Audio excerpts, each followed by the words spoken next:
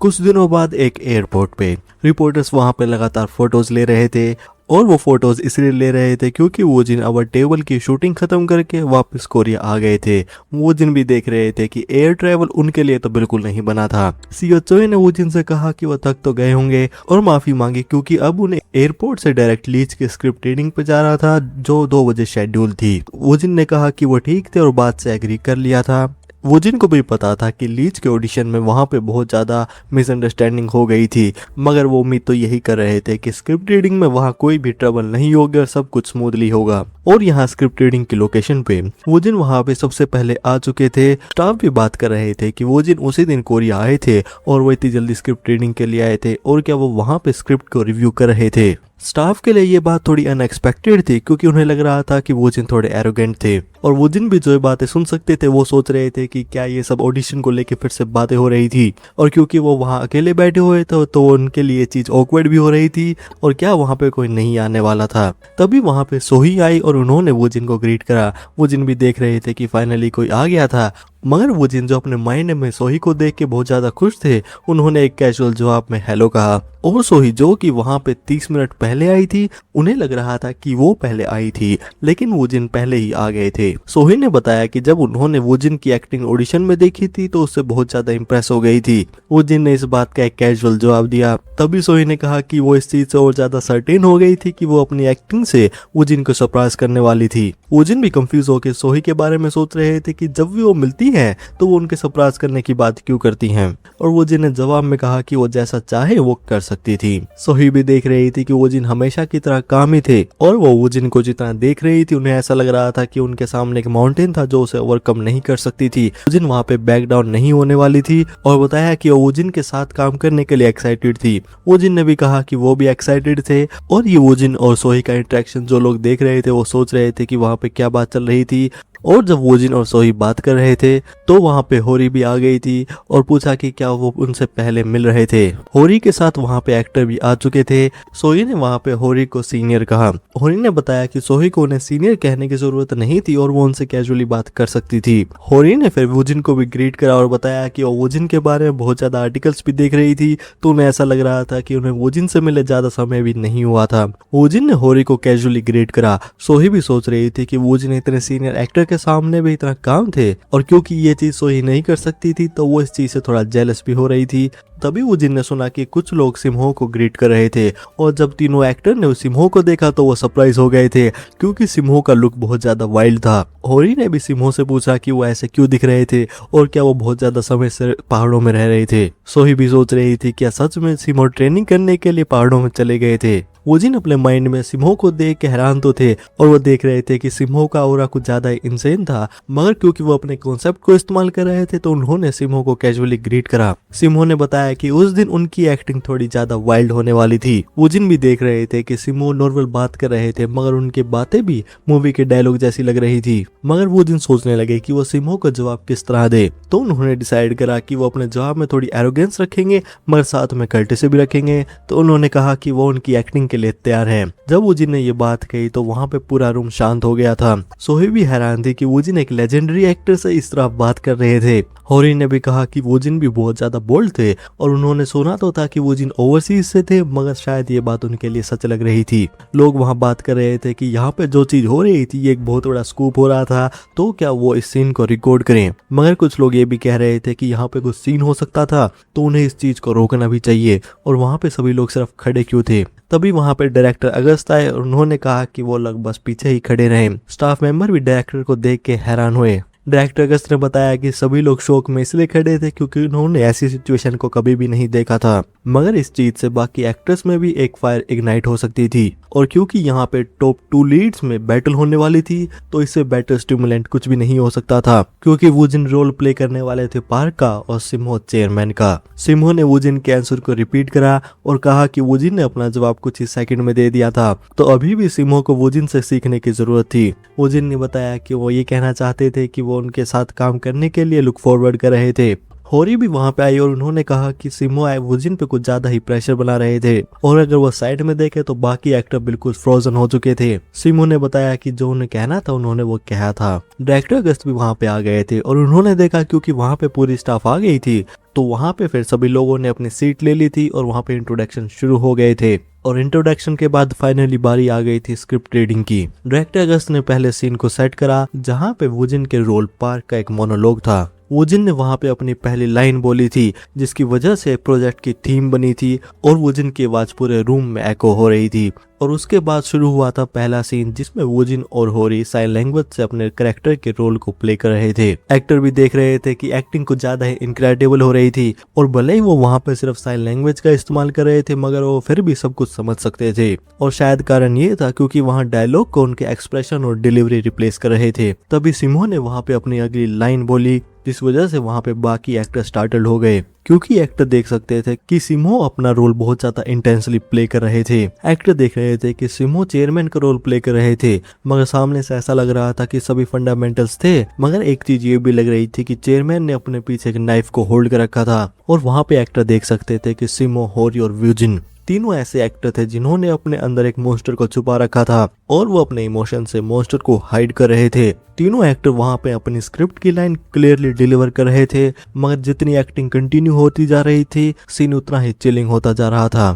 Chairman ने park से कहा कि वो उनका एक ही गोल था कि वो चाहते थे कि उनकी हाई पार्क पे पूरा भरोसा करें। पार्क वहाँ पे हेसिडेंट होते हुए कह रहे थे कि उनका मतलब उन्हें समझ नहीं आ रहा था और ब्लाइंडली एक बात ये भी थी कि ये चीज करने में मुश्किल भी थी। चेयरमैन ने कहा कि अगर बात यही थी तो वो इसे सिंपल बनाए क्योंकि यही माइंडसेट का डिफरेंस होता है क्योंकि मेन चीज यही है कि वहाँ पे वो सिचुएशन को किस तरह देख रहे हैं। तो क्यों ना पार्क शुरुआत अपने डिफीटेड आइज से करें। डायरेक्टर अगस्त देख सकते थे कि सिम्हो जिस चेयरमैन को प्ले कर रहे थे वो उससे अलग था जो डायरेक्टर अगस्त ने क्रिएट करा था मगर क्योंकि वहाँ पे सभी फंडामेंटल्स थे मगर वो कैरेक्टर को इस तरह प्रे कर रहे थे कि वो सब कुछ डोमिनेट करना चाहता है। डायरेक्टर अगस्त बिलीव नहीं कर पा रहे थे कि वो इतने कम समय में फाउंडेशन को इम्प्रूव कर देंगे। मगर यहाँ पे एक और बात थी और वो थे वुजिन क्योंकि वुजिन वहाँ पे कहीं पे भी पुशबैक नहीं हो रहे थे और यहाँ पे वुजिन और चेयरमैन की एक्टिंग और ज्यादा इंटेंस होती जा रही थी। मगर डायरेक्टर अगस्त ने भी रियलाइज कर लिया था कि वुजिन स्टार्टिंग से सेम ही थे और वो एक देख सकते थे कि यहाँ पे एक्टिंग मॉन्स्टर के बीच में फाइट हो रही थी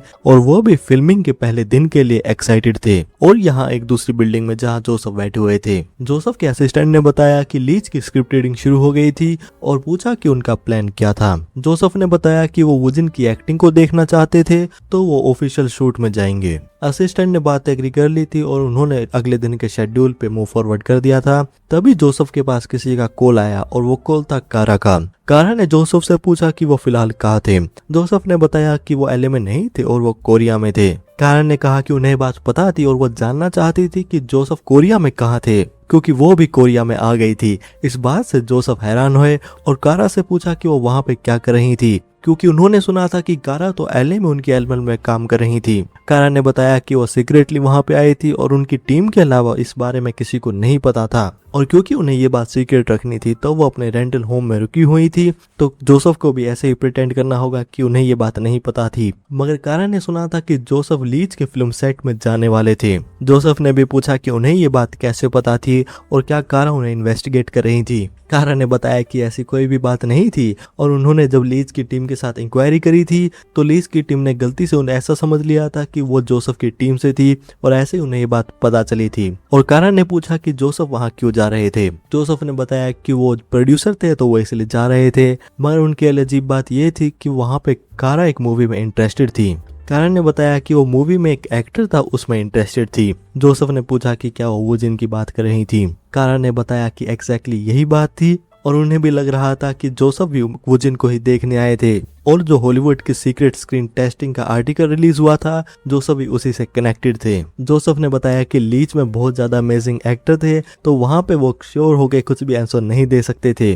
कारा ने भी इस बात पे ज्यादा डिग नहीं करा था और पूछा कि क्यों ना वो दोनों साथ में फिल्मिंग के सेट पे जाएं क्योंकि जोसेफ कारा की प्रेजेंस को इग्नोर नहीं कर सकते थे और भले ही उन्हें कारा का रीजन नहीं पता था मगर इस चीज से वो कारा के अगेंस्ट एक फेवर ले सकते थे तो उन्होंने इस बात से एग्री कर लिया था और पूछा कि क्या वो सच में वूजिन को ही देखने कोरिया आई थी। कारा ने बताया कि उनके पास और भी बिजनेस थे और कहा कि वो उन्हें 8th को मिलेंगी। कॉल खत्म हो गई थी और जोसेफ सोच रहे थे कि एग्जैक्टली कारा की इंटेंशन क्या थी, मगर उनके लिए इतनी बात तो क्लियर हो चुकी थी कि वहां पे वूजिन इंक्लूडेड थे। जोसेफ सोच रहे थे कि शायद कारा ने मूवी के प्रमोशन के टाइम वहां पे वूजिन में कुछ देखा होगा। लीच की शूटिंग का पहला दिन आ गया था। वूजिन भी लोकेशन पे आके देख रहे थे कि सेट बहुत ज्यादा बड़ा था और सच में क्या कोरिया में इतना बड़ा कोई घर था। तभी वहां पे डायरेक्टर अगस्त आए और उन्होंने वूजिन से साइट के व्यूज के बारे में पूछा। वूजिन सोच तो रहे थे कि साइट यहाँ पे बहुत ज्यादा अमेजिंग था, मगर उन्होंने जवाब में बताया कि इस चीज से सिनारियो की वाइब अच्छी तरह से कैप्चर हो रही थी।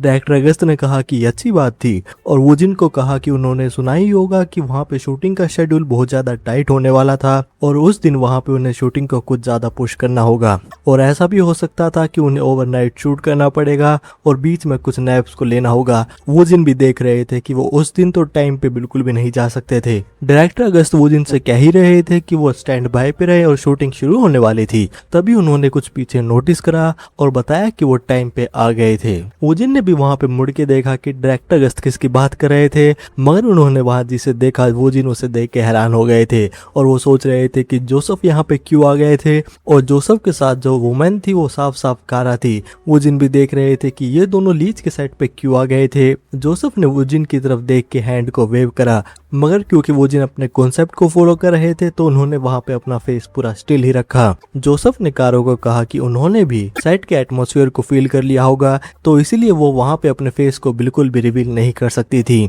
कारा ने भी जोसेफ से पूछा कि क्या वो उन्हें एक इडियट समझ रही थी और वो वूजिन को जाके हाई कहने वाली थी। जोसेफ ने बताया कि वूजिन को देख के ऐसा लग रहा था कि वूजिन को पता चल गया था कि वो वहां पे थे और वूजिन ने कुछ सेकंड के लिए उनकी तरफ देखा था, मगर उन्होंने फिर से अपनी अटेंशन स्क्रिप्ट की तरफ कर ली थी। कारा ने बताया कि वूजिन जब अपनी हॉबीज पे वर्क करते हैं तो उनकी एनर्जी अलग होती है, मगर जब वो अपना एक्चुअल वर्क कर रहे हैं वो बिल्कुल फैसिनेटिंग है। तभी वहां पे अनाउंसमेंट हुई कि 10 मिनट में शूटिंग शुरू होने वाली थी। जोसेफ ने भी ये बात नोटिस कर ली थी और वो भी देखना चाहते थे कि वूजिन उन्हें कैसी एक्टिंग दिखाएंगे। सीन प्रिपेयर हो गया था और वूजिन अपने मार्क पे आ गए थे। सीमो सोच तो रहे थे कि उन्होंने वूजिन की एक्टिंग ऑडिशन के टाइम देखी थी, मगर वो वहां पे फिर भी एक्टिंग को दोबारा देखना चाहते थे और क्योंकि उन्होंने उस समय पार्क के रोल की एक्टिंग नहीं देखी थी तो वो भी देखना चाहते थे कि वूजिन इस रोल को किस तरह प्ले करने वाले थे। डायरेक्टर अगस्त ने बताया कि 1 मिनट में शूट शुरू होगा और सभी लोगों को स्टैंड बाय पे रहने के लिए कहा। वूजिन भी मेंटली प्रिपेयर हो रहे थे और उन्हें भी पता था कि एक ऑडिशन की तरह स्मॉल थिएटर नहीं था, उसके बजाय ये सच में लीच का वर्ल्ड था। तो इसका मतलब ये था कि वूजिन को अपने को स्टार को होल्ड बैक करने का कोई भी कारण नहीं था। तो वूजिन को अब यहाँ पे रियल पार्क को सामने लेके आना होगा जो अपनी स्ट्रेंथ को इतने समय से छुपा रहा था। और डायरेक्टर अगस्त के एक्शन कहते ही वहाँ पे वूजिन ने कैरेक्टर चेंज कर लिया था। उस दिन जो शूटिंग हो रही थी वो मिड पॉइंट सिनारियो की थी, जिसमें बिगिनिंग के बजाय इमोशन वहाँ पे काम हो रहे थे, मगर साथ में थोड़े अनसेटलिंग भी। वूजिन के कैरेक्टर पार्क को पता था कि ये जगह उनकी लाइफ के एक बैटलफील्ड से अलग नहीं थी और क्योंकि चेयरमैन के साथ हुई डील साइडवेज चली गई थी तो पार्क की लाइफ ऑलमोस्ट ओवर जैसी ही थी। पार्क भी कह रहे थे कि ये चीज ठीक ही थी क्योंकि पार्क ने अपने आप को इस समय मेंशन में ब्लेंड कर लिया था। पार्क के लिए उनके सामने वाला मेंशन उनका घर था, तो पार्क अपनी मर्जी से इसे चेरिश कर सकते थे और अपनी मर्जी से इसे डिस्ट्रॉय भी कर सकते थे। और इस पॉइंट पे ये भी नहीं था कि वो मेंशन को रेंट कर रहे थे क्योंकि ये सब पार्क का ही था। तभी पार्क ने वहाँ डोरबेल सुनी। पार्क वहाँ पे गेट पे आए और उन्होंने पूछा कि कौन था। पर्सन ने बताया कि वो चेयरमैन की वाइफ से मिलने आए थे और वो वहां से थे जिसे वो स्पॉन्सर कर रही थी। वहां पे पर्सन बात कर रहे थे कि जिन्होंने गेट खोला था वो लेडी के सन ही होंगे और उन्होंने ये भी सुना था कि उनके 2 सन थे। पार्क ने बताया कि ये बात सही थी और पार्क को भी ये बात कंफर्म हो गई थी कि ये उन्हीं की दुनिया थी। इसी के साथ सीन खत्म हो गया था।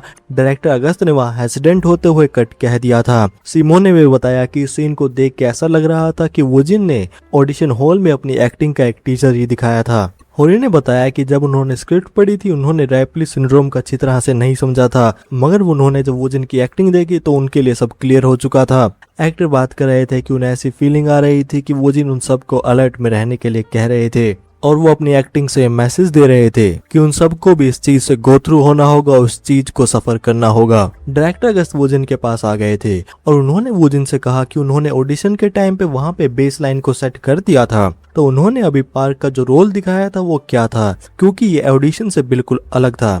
वोजिन ने बताया कि वो इस चीज को नाम का नहीं करना चाहते थे, तो उन्होंने इस चीज को अच्छी तरह से करा था। वोजिन भी कंफ्यूज होकर सोच रहे थे कि क्या उन्होंने कुछ गलत कहा था, क्योंकि उन्होंने वहां पे अपनी तरफ से बिल्कुल सच कहा था। डायरेक्टर अगस्त ने जब वहां पे सुना अच्छी तरह से, तो उन्होंने वोजिन से पूछा कि क्या उन्होंने ऑडिशन पे हेल्ड बैक करा था। वोजिन ने भी बताया कि ऑडिशन में तो ऐसा ही होता है। डायरेक्टर अगस्त ने भी कहा कि बात सही तो थी, मगर उन्होंने जब वोजिन के ऑडिशन की एक्टिंग देखी थी तो उन्हें ऐसा लगा था कि वोजिन वहां अपना बेस्ट कर रहे थे, मगर उन्होंने वहां अपनी गलती को रियलाइज कर लिया था और वो एक मोमेंट के लिए कंफ्यूज भी हो गए थे। और उन्होंने ये भी रियलाइज कर लिया था कि वोजिन के लिए कॉमन सेंस बिल्कुल अलग लेवल पे है और वोजिन इस तरह के एक्टर हैं जिन्हें लोगों को समझने की जरूरत नहीं है और उन्हें बस वोजिन को एक्सेप्ट करना होगा। डायरेक्टर अगस्त ने भी वोजिन को वहां पे एक एडवाइस दी और बताया कि ना ही सिर्फ वोजिन की परफॉर्मेंस उनका हार्ट मूव हुआ था और उनके लिए वोजिन की एक्टिंग को ही देखना काफी था। वोजिन ने भी इस बात से एग्री कर लिया था। डायरेक्टर अगस्त को भी याद आया कि जोसेफ ने कहा था कि वो वहाँ एक एक्टर में इंटरेस्टेड थे, तो उन्हें लग रहा था कि वो वोजिन की बात कर रहे थे।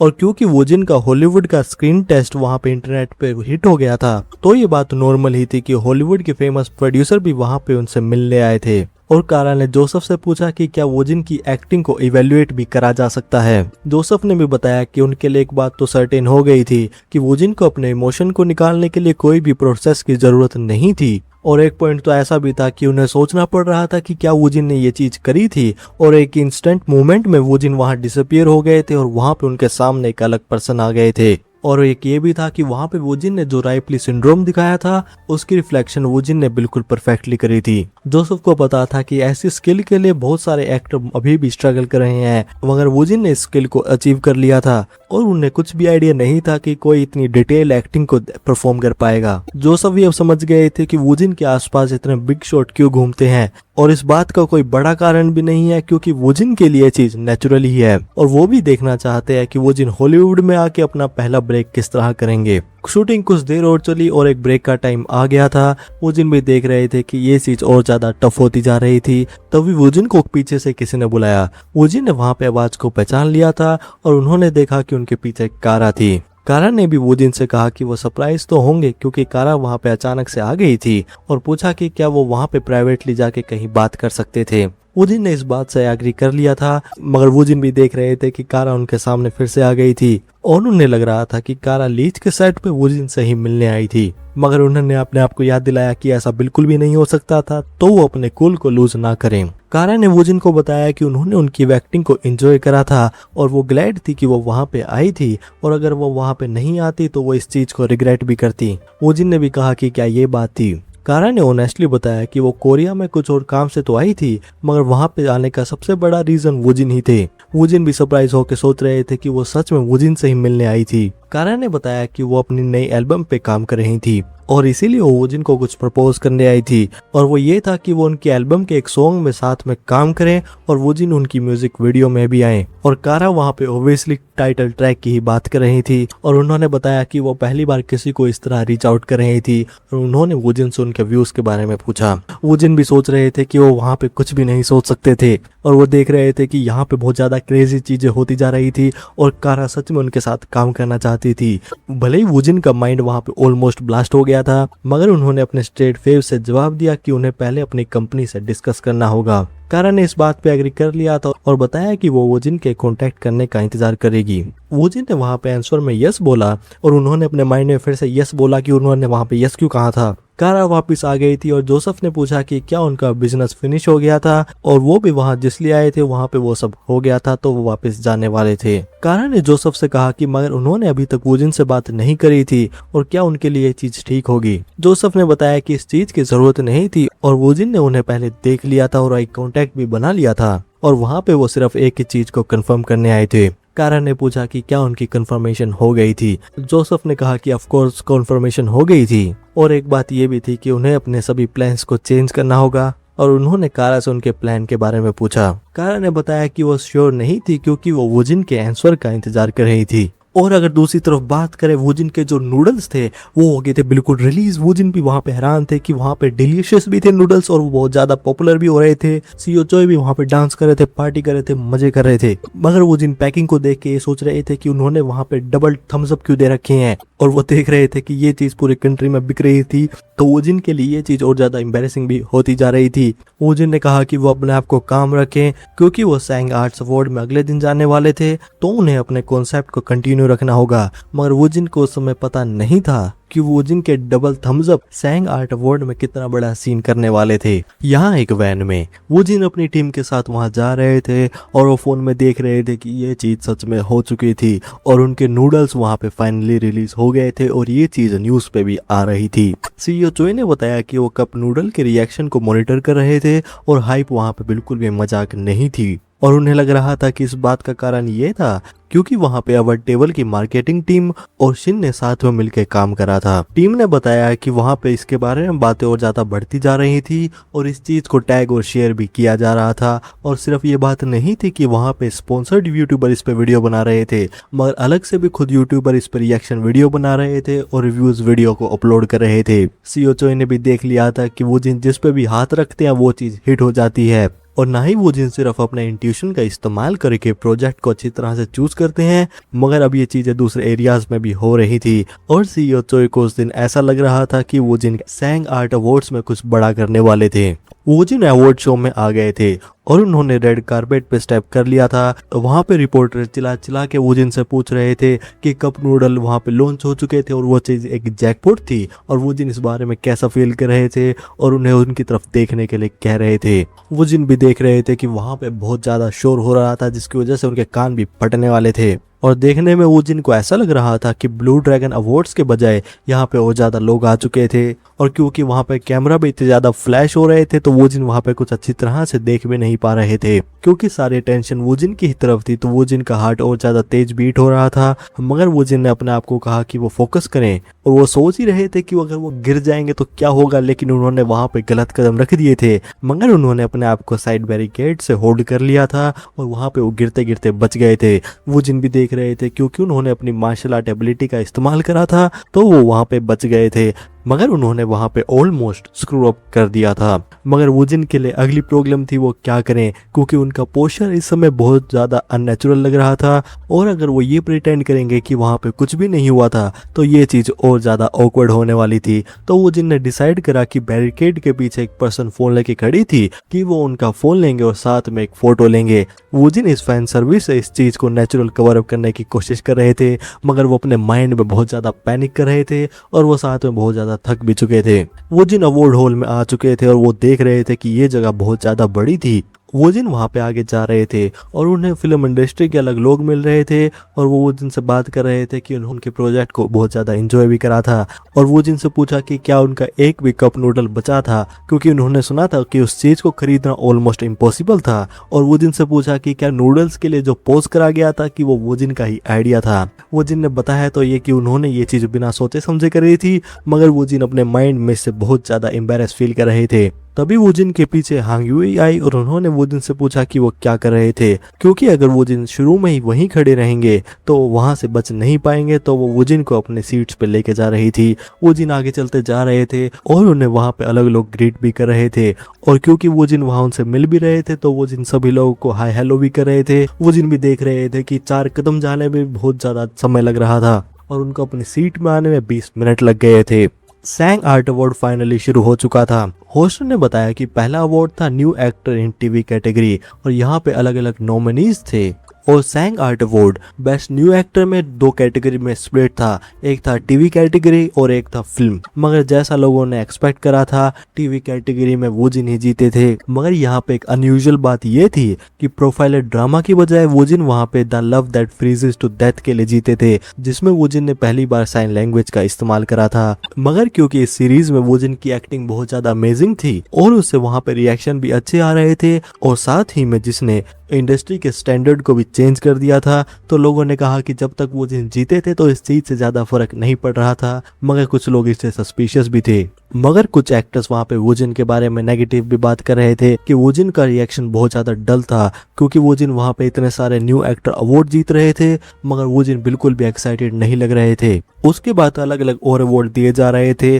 और वहाँ पे कुछ अवार्ड के नॉमिनीज में वूजिन नहीं थे और इस बात का कारण ये था कि अगर वूजिन वहाँ पे कुछ ज्यादा ही अवार्ड को जीतेंगे तो ये पब्लिक के नेगेटिव इंप्रेशन में जा सकता था। और अवार्ड अनाउंस हो चुके थे और कुछ समय बाद फाइनल अवार्ड का पहला सेगमेंट शुरू हो गया था और यहाँ पे अनाउंसमेंट कर रही थी रिन वहाँ पे नॉमिनीज के नाम बता रही थी। रिन ने बताया कि वो विनर को अनाउंस करने से पहले नर्वस हो रही थी मगर वो अपने माइंड में सोच तो यही रही थी कि वहाँ पे वूजिन ही जीते।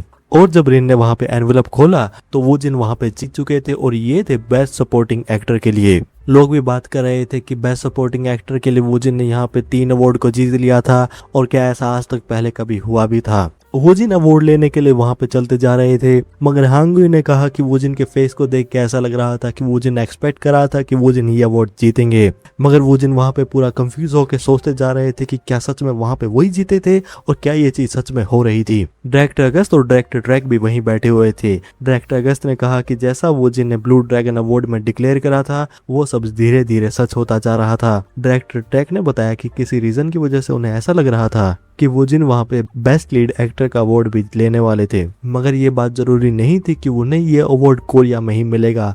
मगर देखने में ऐसा लग रहा था कि वूजिन ये अवार्ड कोरिया में ही नहीं कहीं और लेने वाले थे। वूजिन अवार्ड लेने के बाद सोच रहे थे कि क्या उन्होंने सच में अवार्ड जीता था मगर वो यहाँ पे आकर क्या बोले क्योंकि उनके पास कहने के लिए कुछ बचा भी नहीं था और क्योंकि ये सिर्फ सपोर्टिंग एक्टर के लिए अवार्ड था तो वो अपनी स्पीच को बोरिंग भी नहीं करना चाहते थे। मगर अचानक से वूजिन के माइंड में एक आइडिया आया। भले ये आइडिया वूजिन को थोड़ा डाउटफुल लग रहा था मगर उन्होंने इस चीज को करने का डिसाइड कर लिया था। वूजिन ने बताया कि वो जो भी कहना चाहते थे तो उन्होंने कह दिया था तो वहां पे वो एक जेस्चर देना चाहते थे। वूजिन ने स्टेज पे वहां पे अपने अवार्ड को रख दिया था और लोग सोच रहे थे कि वहां पे वूजिन क्या कर रहे थे। वूजिन ने अपना हैंड रेज करा और वूजिन ने वहां पे एक डबल थम्स अप दे दिया था और ये वही था जो वूजिन के कप नूडल पे था। इस सीन को देखने के बाद हॉल में पूरी शांति हो गई थी। लोग भी बात कर रहे थे कि वूजिन का कैरेक्टर खुद की एक अलग लीग में ही था और वूजिन के रिएक्शन को देख के लोग हंस भी रहे थे। वूजिन भी देख रहे थे कि वो बहुत ज्यादा एम्बैरेस होते जा रहे थे मगर क्योंकि वहां पे वो अपने टफ कॉन्सेप्ट का इस्तेमाल कर रहे थे तो उन्हें शेमलेस चीजों से यूज्ड टू होना होगा। मगर वूजिन माइंड में एम्बैरेस होते हुए अपने अवार्ड को लेकर चले गए थे। उसके बाद शुरू हो गया था सैंग आर्ट अवार्ड का सेकंड पार्ट जिसमें काफी अवार्ड प्रोफाइलर, ड्रामा और ड्रग डीलर को मिले थे और जो एक्टर वूजिन से क्लोज थे जैसे कि र्यूमिन और हांगुई और बाकी उन्होंने भी अवार्ड्स को जीता था। जिसके साथ फाइनली अवार्ड सेरेमनी खत्म हो चुकी थी। वूजिन वहां पे रेड कार्पेट पे वापस जा रहे थे और वहां रिपोर्टर फिर से वूजिन की तरफ चिल्ला रहे थे और पूछ रहे थे कि वूजिन ने वहां पे बेस्ट न्यू एक्टर और बेस्ट सपोर्टिंग एक्टर का अवार्ड को जीता था और ऐसा पहली बार था कि ऐसी चीज पहली बार हुई थी तो वूजिन को कैसा लग रहा था और क्या वूजिन ने अपने इंट्यूशन से ये भी एक्सपेक्ट करा था। वूजिन ने वहां पे एक नॉर्मल जवाब दिया और बताया कि उन्हें इस चीज के बारे में नहीं पता था मगर उनके लिए ये चीज ज्यादा इंपॉर्टेंट भी नहीं थी।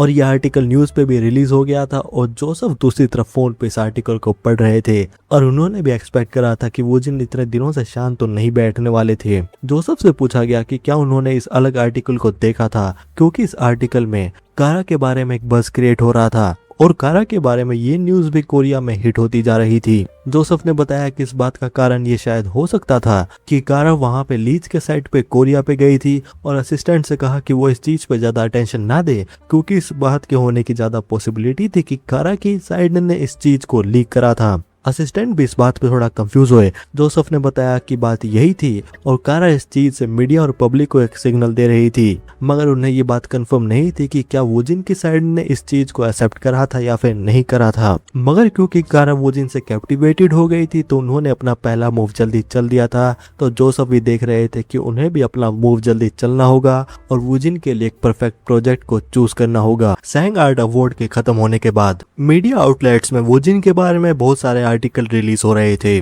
और भले ही वहां पे पब्लिक से बहुत सारे पॉजिटिव व्यूज आ रहे थे मगर साथ में वहां पे बहुत सारे नेगेटिव रिएक्शंस भी थे। और भले ही वो एक्टर्स जिन्होंने वूजिन को सैंग आर्ट अवार्ड में अवार्ड लेते हुए देखा हो और या फिर इंडस्ट्री के इनसाइडर्स उनके लिए भी ये चीज सेम ही थी मगर फिर भी वूजिन को इस चीज से ज्यादा फर्क नहीं पड़ रहा था और उन्होंने अपना जवाब रिजल्ट से दिया था बजाय कि कोई और स्टेटमेंट रिलीज करके। भले ही ये सिचुएशन ऐसी थी जिसे कोई नॉर्मल एक्टर डाइवर्ट नहीं कर पाता मगर वूजिन पे ये चीज बिल्कुल भी स्क्रैच नहीं कर सकती थी क्योंकि वूजिन का कोर बिल्कुल अलग जगह था और यहाँ एक फिल्म स्टूडियो में जहाँ पे लोग आ चुके थे और यहाँ पे होने वाली थी आइलैंड ऑफ द मिसिंग की टेस्ट ट्रेनिंग और वूजिन भी वहाँ पे आ गए थे। वूजिन देख रहे थे कि ये जगह जितना उन्होंने एक्सपेक्ट करी थी उससे ज्यादा बड़ी थी। तभी वहाँ पे डायरेक्टर ड्रैक आए। उन्होंने वूजिन को वहाँ पे आने के लिए थैंक यू कहा और बताया कि उन्हें पता था कि वो लीच की शूटिंग में बिजी थे, मगर फिर भी वूजिन को टाइम निकालने के लिए अप्रिशिएट कर रहे थे। डायरेक्टर ट्रैक ने वूजिन को साथ ही में ये भी बताया कि एडिटिंग वहाँ पे 100% नहीं हुई थी, मगर मूवी वहाँ पे देखने लायक थी। और साथ ही में क्योंकि वूजिन ने प्रेस कॉन्फ्रेंस में 10 मिलियन व्यूज के बारे में कह दिया था, तो डायरेक्टर ट्रैक ने सार्केस्टिकली कहा कि वो वहाँ पे आलस तो नहीं कर सकते थे। वूजिन भी देख रहे थे कि ये लेजेंडरी डायरेक्टर गर्ल्स तो पूरा होल्ड करते हैं। वूजिन ने माफी मांगी और बताया कि वो ऐसा कहना नहीं चाहते थे। डायरेक्टर ट्रैक ने कहा कि वूजिन को माफी मांगने की जरूरत नहीं थी, क्योंकि उस डिक्लेरेशन की वजह से डायरेक्टर ट्रैक और बाकी सब भी बहुत ज्यादा मेहनत कर रहे थे। डायरेक्टर ट्रैक ने बताया कि एडिटिंग अभी 2 हफ्ते और चलने वाली थी और उसके बाद वो आइलैंड ऑफ द मिसिंग को 100% कंप्लीट करने वाले थे। और जैसा वो जिनको पता ही था कि डिस्ट्रीब्यूशन की साइड पहले से मूव्स को प्ले कर रही थी और वहां पे जो चीज बाकी थी वो थी ऑफिशियल रिलीज, तो उसके लिए प्रेस कॉन्फ्रेंस भी शेड्यूल हो चुकी थी। वो जिन भी देख रहे थे कि मूवी सच में रिलीज हो रही थी, जो थोड़ा सरप्राइजिंग था क्योंकि मूवी या तो रिलीज होगी। तभी वहां पे और एक्टर भी आ गए थे, उन्होंने भी वहां पे डायरेक्टर को हेलो कहा। डायरेक्टर ट्रैक ने भी देखा कि वहां पे सभी लोग आ गए थे, तो वो टेस्ट ट्रेनिंग के लिए आके चले गए थे। वो जिन भी वहां पे आके बैठ गए थे और वो भी ड्रग डीलर के रिलीज के मुकाबले और ज्यादा नर्वस हो रहे थे, क्योंकि एक कारण ये भी था कि वो जिनका ये पहला लीडिंग रोल था। वो दिन सोच रहे थे कि एक एसएस ग्रेड के प्रोजेक्ट के रिजल्ट क्या आने वाले थे। वो दिन इस चीज को इमेजिन नहीं कर सकते थे, क्योंकि ड्रग डीलर जिसका ग्रेड ए था उसके 8 मिलियन से ज्यादा व्यूज आ चुके थे, जो कि एक पहले से रिकॉर्ड था। और क्योंकि ये एक एसएस ग्रेड था, तो वूजिन की एक्सपेक्टेशन यही थी कि 10 मिलियन से ज्यादा ही जाने वाला था। मगर वूजिन भी देख रहे थे कि 10 मिलियन बहुत ज्यादा क्रेजी था, क्योंकि कोरिया के सिनेमा हिस्ट्री में जो मूवीज जिसके व्यूज 10 मिलियन से ज्यादा थे उन्हें लोग हाथ पे ही गिन सकते थे। और आखिरी 5 सालों में ऐसी कोई भी मूवी नहीं आई थी जिसके व्यूज 10 मिलियन से ज्यादा हो। तभी वहां पे अनाउंसमेंट हुई कि टेस्ट स्क्रीनिंग शुरू होने वाली थी। वो जिन भी वहां पे थोड़ा नर्वस और एंशियस फील कर रहे थे, मगर साथ में एक बात ये भी थी कि वो भी जल्दी से रिजल्ट देखना चाहते थे और वो इस चीज का इंतजार नहीं कर सकते थे कि आइलैंड ऑफ द मिसिंग के क्या रिजल्ट आने वाले थे। और ऐसे ही कुछ समय बीत गया था और वहां पे आइलैंड ऑफ द मिसिंग का प्रीमियर का दिन आ चुका था। रिपोर्टर्स वहां पे वोजिन और स्टार कास्ट को अलग अलग अपोज करने के लिए कह रहे थे। वोजिन भी सोच रहे थे कि उन्हें फिंगर से इस हार्ट पोज को क्यों करना होगा, और ये चीज उनको हर जगह करनी बहुत ज्यादा एम्बैरेसिंग लग रही थी। वोजिन को साथ ही लोग थम्स अप वाला पोज करने के लिए भी कह रहे थे। मगर पोज के कुछ समय बाद वहां पे फाइनली ऑफिशियल मेन स्क्रीनिंग शुरू हो गई थी और वहां पे जो क्रिटिक बैठे हुए थे वो स्टार्टिंग से बहुत ज्यादा हार्श कमेंट कर रहे थे। मगर ये चीज ज्यादा देर नहीं चली थी, क्योंकि वो मूवी में बहुत ज्यादा इंटरेस्टेड हो गए थे। कारण ये था कि ये एक ऐसी इंटेंस मूवी थी कि वहां पे कोई भी एक मूवमेंट मिस नहीं कर सकता था। और मूवी खत्म होने के बाद वहां पे एंड क्रेडिट शुरू हो गए थे, जिसके साथ आइलैंड ऑफ द मिसिंग का प्रीमियर खत्म हो गया था। वुजिन और बाकी स्टार कास्ट वहां पे सभी लोगों को आने के लिए अप्रिशिएट कर रही थी। वुजिन भी देख रहे थे कि टेस्ट स्क्रीनिंग के बाद यहाँ पे मूवी देखना बहुत ज्यादा अलग था और वुजिन को ये चीज बहुत ज्यादा फन भी लग रही थी। लोग भी बात कर रहे थे कि मूवी जितना उन्होंने एक्सपेक्ट करी थी उससे बहुत ज्यादा अच्छी थी, जिसका एक कारण ये था क्योंकि वहां पे काफी समय से ऐसी मूवी आ रही थी जिसकी बहुत ज्यादा हाइप उनके एक्टर और डायरेक्टर की वजह से बन रही थी, मगर वो एक्सपेक्टेशन को कंप्लीट नहीं कर पा रही थी। मगर कुछ लोग ये भी कह रहे थे कि वो भी इतनी इंटेंस हो चुकी थी और मिस्टीरियस हो चुकी थी कि वो वहां पे प्लॉट को भूल चुके थे। क्रिटिक्स बात कर रहे थे कि वहां पे एक्टर्स की परफॉर्मेंस में गलती निकालने के लिए कुछ भी नहीं था, और साथ ही में जितना उन्होंने वुजिन को ऑब्जर्व करा था, वुजिन की एक्टिंग को देख के ऐसा लग रहा था कि वुजिन को उसके कैरेक्टर ने पोजेस कर लिया था। तो वो इस चीज को हेडलाइन की तरह इस्तेमाल करने वाले थे और आइलैंड ऑफ द मिसिंग के बारे में आर्टिकल भी रिलीज हो गए थे। और क्योंकि वहां पे बहुत ज्यादा रिपोर्टर आए थे तो प्रेस कॉन्फ्रेंस थोड़ी लंबी चली थी, मगर वहां पे कुछ रिपोर्टर ऐसे भी थे जो बहुत ज्यादा हार्श क्रिटिसिज्म कर रहे थे, मगर उन्होंने जब से मूवी देखी थी उनके पास कहने के लिए कुछ भी नहीं था। कुछ समय बाद मूवी वहां पे पूरे कंट्री के थिएटर में रिलीज हो रही थी और वहां पे सिर्फ जनरल ऑडियंस ही नहीं, बहुत सारे एक्टर और ऐसे लोग जो वो जिनको जानते थे वो भी प्रीमियर को देखने जा रहे थे। मगर जो ये हाइप थी वो सिर्फ आइलैंड ऑफ द मिसिंग के लिए नहीं थी, क्योंकि मई का मंथ फैमिली के लिए सेलिब्रेट करा जाता है, तो ये सीजन सिनेमास के लिए बेस्ट है और इस टाइम पे थिएटर की अटेंडेंस बहुत ज्यादा हाई होती है। और यही कारण था कि आइलैंड ऑफ द मिसिंग इस टाइम पे रिलीज हो रही थी। मगर वहां पे सिर्फ आइलैंड ऑफ द मिसिंग नहीं थी, क्योंकि वहां पे टोटल 4 मूवी रिलीज हो रही थी। और एक प्रॉब्लम ये भी हो रही थी कि उसके बाद भी बहुत ज्यादा प्रोजेक्ट रिलीज होने वाले थे और वो सेम दिन पे हो रहे थे, और ये सब मूवीज बहुत ज्यादा लेजेंडरी डायरेक्टर और एक्टर्स ने मिलकर बनाई थी, और जैसा एक्सपेक्टेड था आइलैंड ऑफ द मिसिंग इस सब के बीच में थी। और फाइनली रिलीज डेट मई 19 को island of the missing publicly release हो गई थी और एक मूवी वॉर वहां पे शुरू हो गई थी। मगर ये सब एक तरफ जब हो रहा था, वो जिन दूसरी तरफ वहां पे जापान के लिए ट्रैवल करने जा रहे थे, और फ्लाइट में बैठे वो जिन बहुत ज्यादा परेशान होकर सोच रहे थे कि उनका शेड्यूल बहुत ज्यादा इंटेंस था और बहुत ज्यादा पैक्ड था, क्योंकि इस समय वो वहां पे BSS को रिव्यू करने जा रहे थे। तो उन्होंने डिसाइड करा कि वो अपने ब्लैक स्पेस में और ज्यादा टाइम स्पेंड करेंगे, और वुजिन के दूसरी तरफ CEO चोई खराटे मार के सो रहे थे। वुजिन भी नोटिस कर रहे थे कि काफी समय से उनके लिए एक्टिंग और ज्यादा आसान हो रही थी, कंफर्टेबल हो रही थी, और उनको ऐसा लग रहा था कि वो इस चीज से यूज्ड टू होते जा रहे थे। और ये चीज अलग थी कि वो वहां पे स्क्रिप्ट रीडिंग में चीजों को रिपीट कर रहे थे और एक्टिंग की प्रैक्टिस कर रहे थे। वुजिन को ऐसा लग रहा था कि यहाँ पे जो चेंज हुआ था वो वुजिन में खुद में हुआ था, और वुजिन को पहले एक्टिंग करने में जो बर्डन लगता था वो चला गया था, और वुजिन की खुद की एक्टिंग की स्किल इंप्रूव हो चुकी थी। वुजिन ये सोचते हुए ब्लैक स्क्रीन में आ गए थे और वो बिल्कुल उबासी मार रहे थे और सोच रहे थे कि ये सब इनकी इमेजिनेशन ही थी। मगर तभी वहां पे अचानक से अनाउंसमेंट हुई, और अनाउंसमेंट में ये बताया गया कि कुछ ऐसी यूनिक एबिलिटीज जो कि बेसिक स्पेक्स में नहीं थी वो डिटेक्ट हो चुकी थी, और अनलॉक हो गया था फ्रीडम ऑफ द रोल। वुजिन भी सोचने लगे कि फ्रीडम ऑफ द रोल क्या चीज थी, और क्या ये वही था जो लोग गेम के बारे में बात करते थे, जहाँ पे लोग गेम में कुछ भी कर सकते हैं। वुजिन भी देख रहे थे कि यहाँ पे अनाउंसमेंट में और कुछ भी नहीं बताया जा रहा था, क्योंकि जब आखिरी बार रोल सिंथेसिस के बारे में बताया गया था तो वहां पे पूरा भाषण दे दिया गया था, मगर यहाँ पे सिर्फ 2 ही बातें बताई गई। वुजिन ने तभी अपने सामने कुछ अजीब नोटिस करा, क्योंकि उनके सामने एक गिलास की लेयर थी। वुजिन जब उसे टच करने की कोशिश कर रहे थे तो वो नहीं हो पा रहा था, मगर इसका मतलब ये नहीं था कि वो चीज एग्जिस्ट नहीं कर रही थी। तो वुजिन को लगा कि शायद वहां पे कुछ अंदर था, और जब वुजिन ने गिलास को टच करा, गिलास वहां पे ब्रेक हो चुका था। वुजिन भी सोच रहे थे कि अभी अचानक से यहाँ पे क्या हुआ था। वुजिन को ऐसी फीलिंग आ रही थी कि वो सब स्पेस में और ज्यादा अब्सॉर्ब होते जा रहे थे। वुजिन ने अपने आप को काम करने की कोशिश करी। वुजिन को ऐसा लग रहा था कि वहां पे पहले के मुकाबले कुछ भी नहीं बदला था, मगर वुजिन ने रियलाइज करा कि उनके अंदर कुछ इंटरनल चेंज हुआ था। वुजिन इसे डिस्क्राइब करने की कोशिश कर रहे थे, मगर उन्हें ऐसा लग रहा था कि उनके कैरेक्टर जो भी पाथ पे वॉक करेंगे, और वुजिन का खुद का इनर स्पेस और ज्यादा एक्सपेंड हो चुका था।